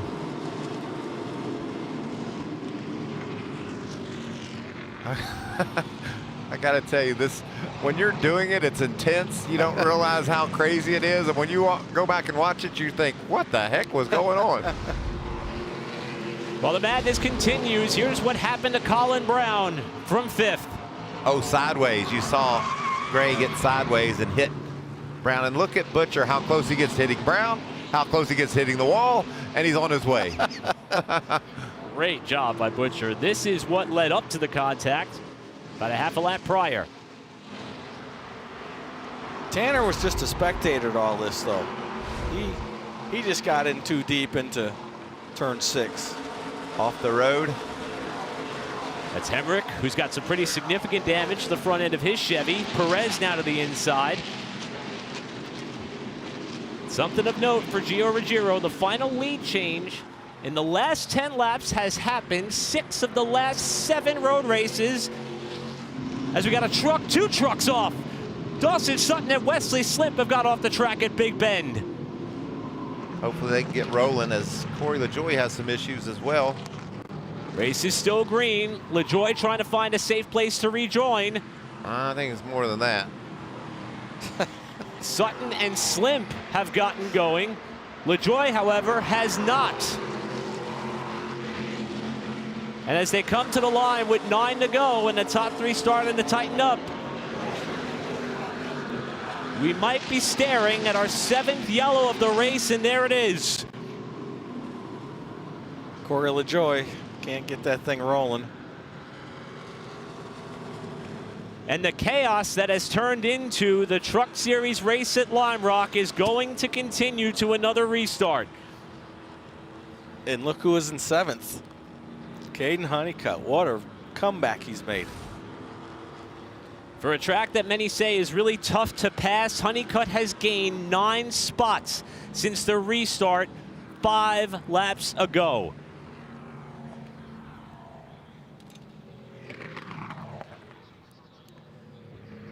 So we got a first look at Dawson Sutton going off course over at Big Bend with Wesley Slimp essentially following in the tire tracks. Let's see what happened there. Oh, something happened to the 10 truck. Wow. He laid fluid down. Yep, that's exactly what happened. And nowhere for those guys, no way to control your truck when you dive down into there and hit oil. Corey smart enough to get off the racetrack knowing it was oiling it down. You see the smoke coming out of the back. One of the first to make that decision today. Everybody else is driven around the racetrack. That always aggravated me. The thing's blown up. Get off the racetrack. Tough break for Corey. He had a DNF at San Diego after being involved in an accident there. Was having a solid race here today. Dawson Sutton also ran the ARCA race yesterday for some experience, and Corey is out of the truck. He was looking for an opportunity at what would have been his second top 10 in 9 races, but he'll have to wait at least one more round to try to crack that effort with his team. And the pairing with he and his new crew chief is going to also have to wait one more race to yield some more success. Best running Ram now is the 16 of Justin Haley, just outside the top 10. Louis Foster's up to 12th.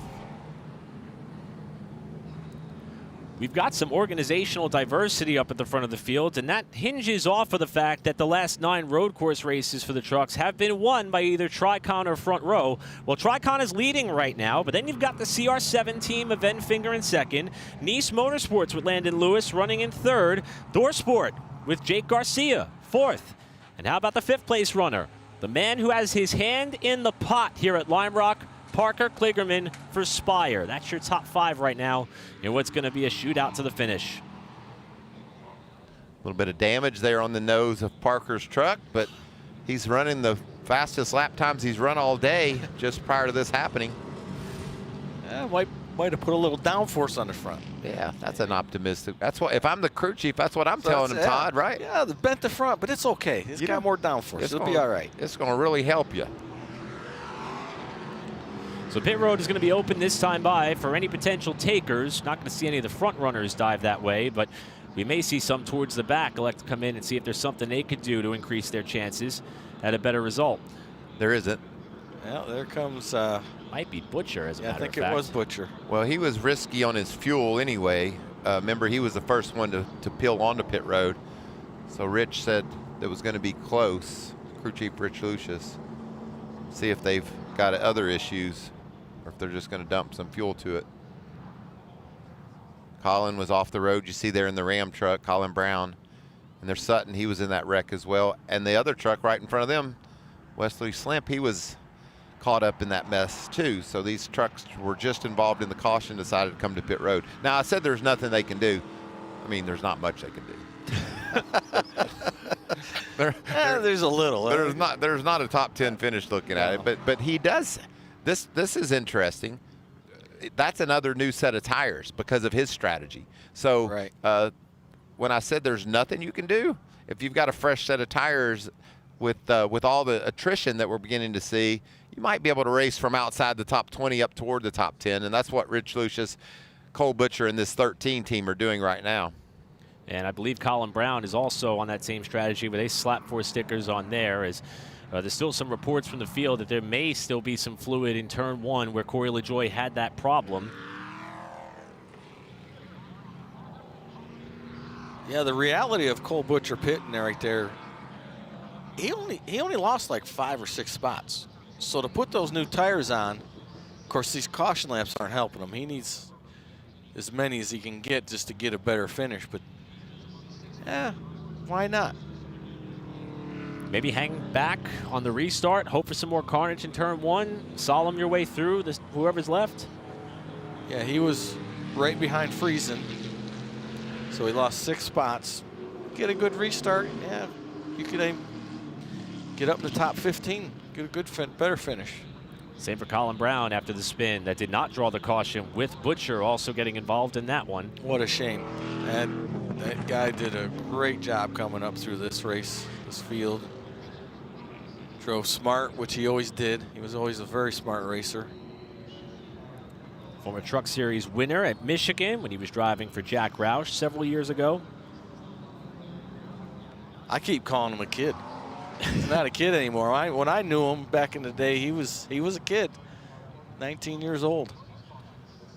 We're coming to 2 to go. We'll choose it up the next time by and go to racing with inside of 5 to go.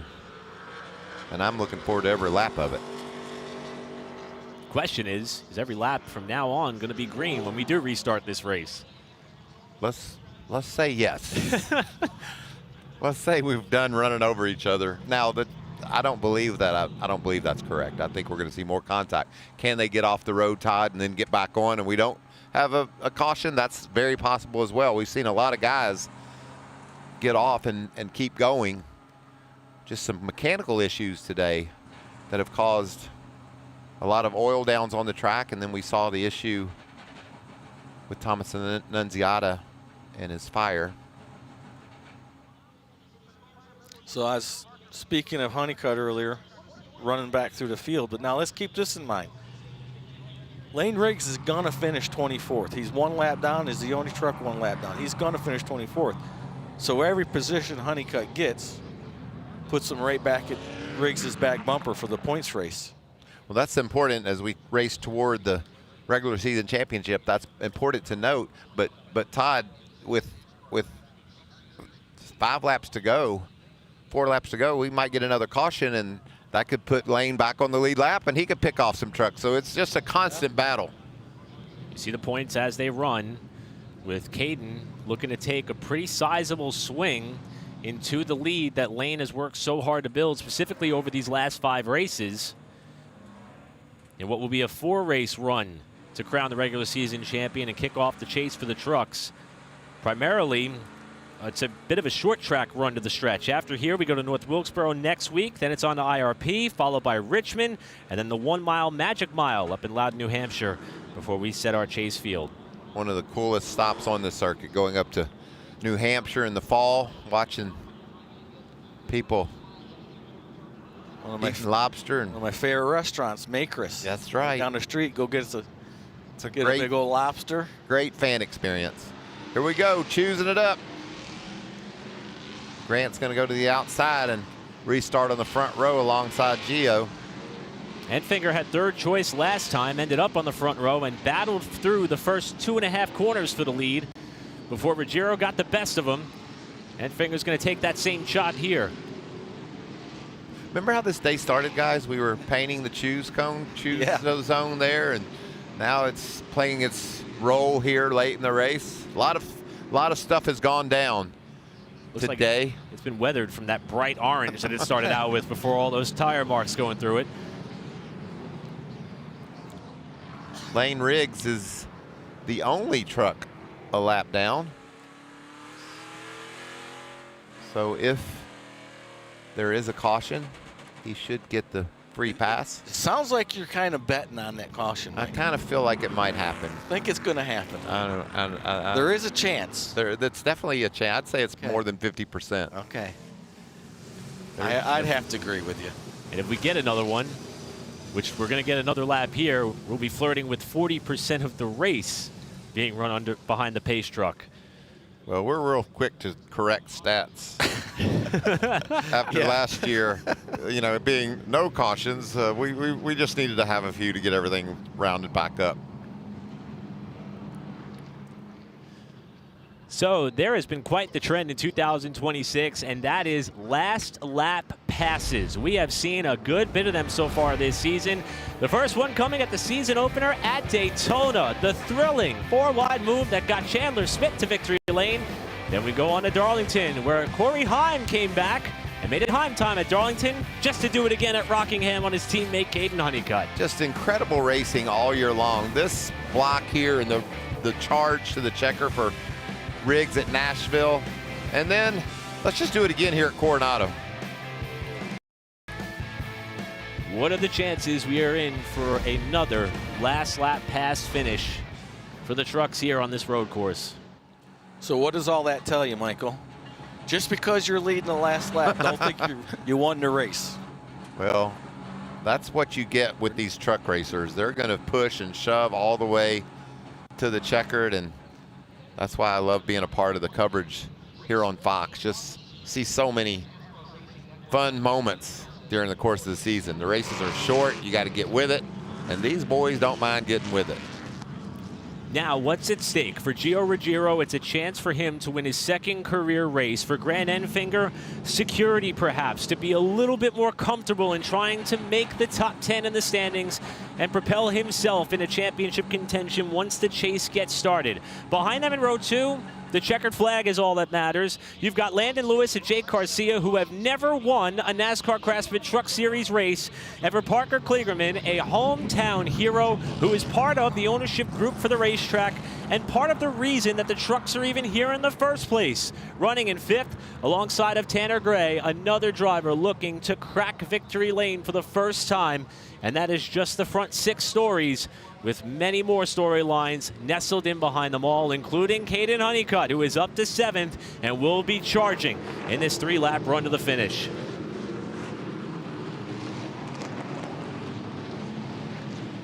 So here we go, and hold on tight. It'll be a 3-lap run to the checkers with Gio Ruggiero and Grant Enfinger already bouncing off each other as they come up through the gears and get back underway. Looks like Gio got a little sideways off the corner. Grant gets the lead. Incredible restart for Grant Enfinger. And Landon Lewis is going to get second. Tanner Gray going off-roading. Kligerman now trying to get up to 3rd. Lewis to 2nd, trouble behind him. Louis Foster is off into the grass. Enfinger to the point. We're still green. Kligerman on the inside of Ruggiero. Can he hold him in turn 5? This is the tough point right here. Foster has gotten the truck rolling. We stay green. Kligerman hanging it out. Watch this 45 up front, guys. He's got the speed. Closed right in the back of Grant Enfinger as these trucks continue to do battle. As they race down the hill, Grant Enfinger leads us to the line. It's our Craftsman, 2 laps to go. One of the Rams way off wide off the final corner as Honeycutt looks up top to try to get to 3rd. What a great move by Caden Honeycutt. Oh, he got run off the road, and he just turned him. His teammate. He just turned him after he got shoved off the road. You said the gloves were off, didn't you say that time? Yeah, a couple times. That settles down the fight for 3rd for now. Kligerman a 4th. Garcia looking for an avenue by. Christian Eck is playing injured, running in 6th. Impressive effort by Eckes. Look at this dive by Garcia. Meanwhile, Grant Enfinger is going to come to the line with Landon Lewis 0.3 of a second behind him with 1 lap to go from Lime Rock.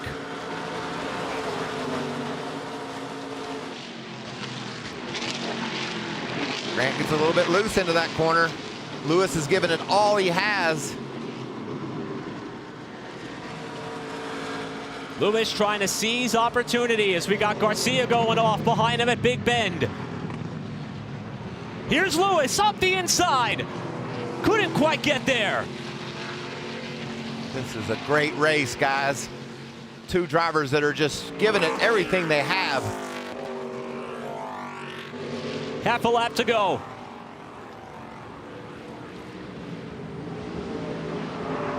Look who's coming. It's a good thing there's a half lap to go. Caden is fast. Off the final corner. It's going to be a warm welcome back to victory lane for Grant Enfinger. First win of 2026 comes on the road course at Lime Rock. That was intense. First career win on a road course for Grant Enfinger, snapping a 40-race losing streak for the veteran driver and the CR7 team. 13th career victory for Grant. His last win was back at Homestead, October 2024. I just love the way I love the way Landon Lewis raced him. He had a chance. He had a chance to bump him, and if a bump turns into a spin, I just don't think Landon Lewis said I'm going to win that way. He just gave up the area that he was thinking about taking. That was impressive. He looked on the inside going into turn 5, or turn 4 rather, and a lot of guys would have just drove it in there. Yes, we saw it on the lap before that. Landon did not do that, and he just earned the respect of a lot of people by racing clean. And what a great drive. But what a great drive about this guy. We saw him into the wall over there earlier today, and now he's going to go to victory lane. What a way to shake that monkey off your back, Grant. It's been a tough season, a lot of...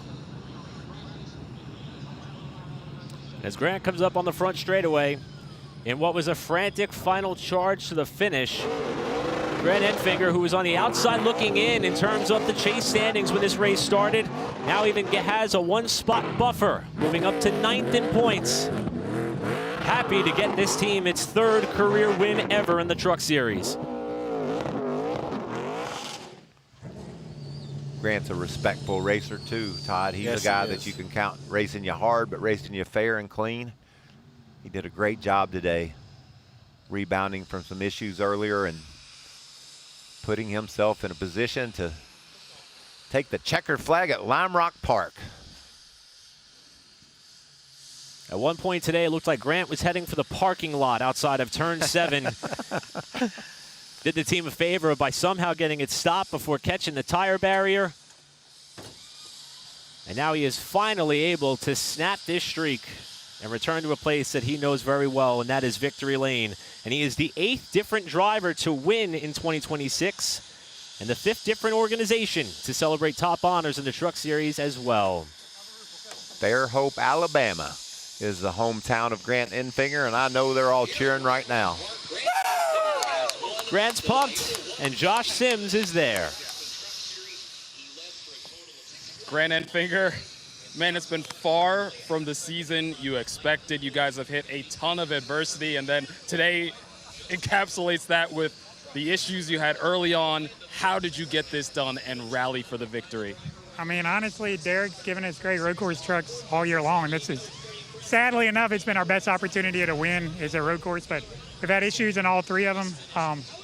This time we had our issues in practice and broke a shock, and George did an amazing job. Derek did an amazing job just getting us out there to qualify, but we had missed something with some of the suspension components a bit, but Derek did a great job for the race.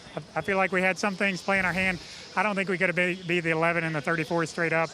I seen what happened in the ARCA race. I didn't want to line up 3rd and push my way through the win. I know that's common these days, and man, I prayed about it, I thought about it, and I wanted to beat them straight up on the outside. So proud of that. A lot went into that decision.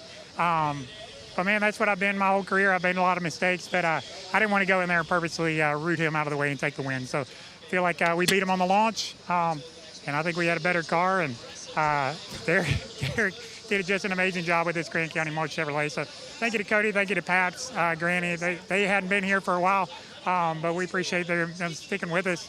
But I told Derek, I think this is my only 2nd top 10 at a road course. So we have had good road course trucks this year, but this one I think we're a solid top 5 truck, and I mean, the seas parted, and the good Lord blessed us today, and able to come home for a win. Grant Enfinger, your winner here at Lime Rock.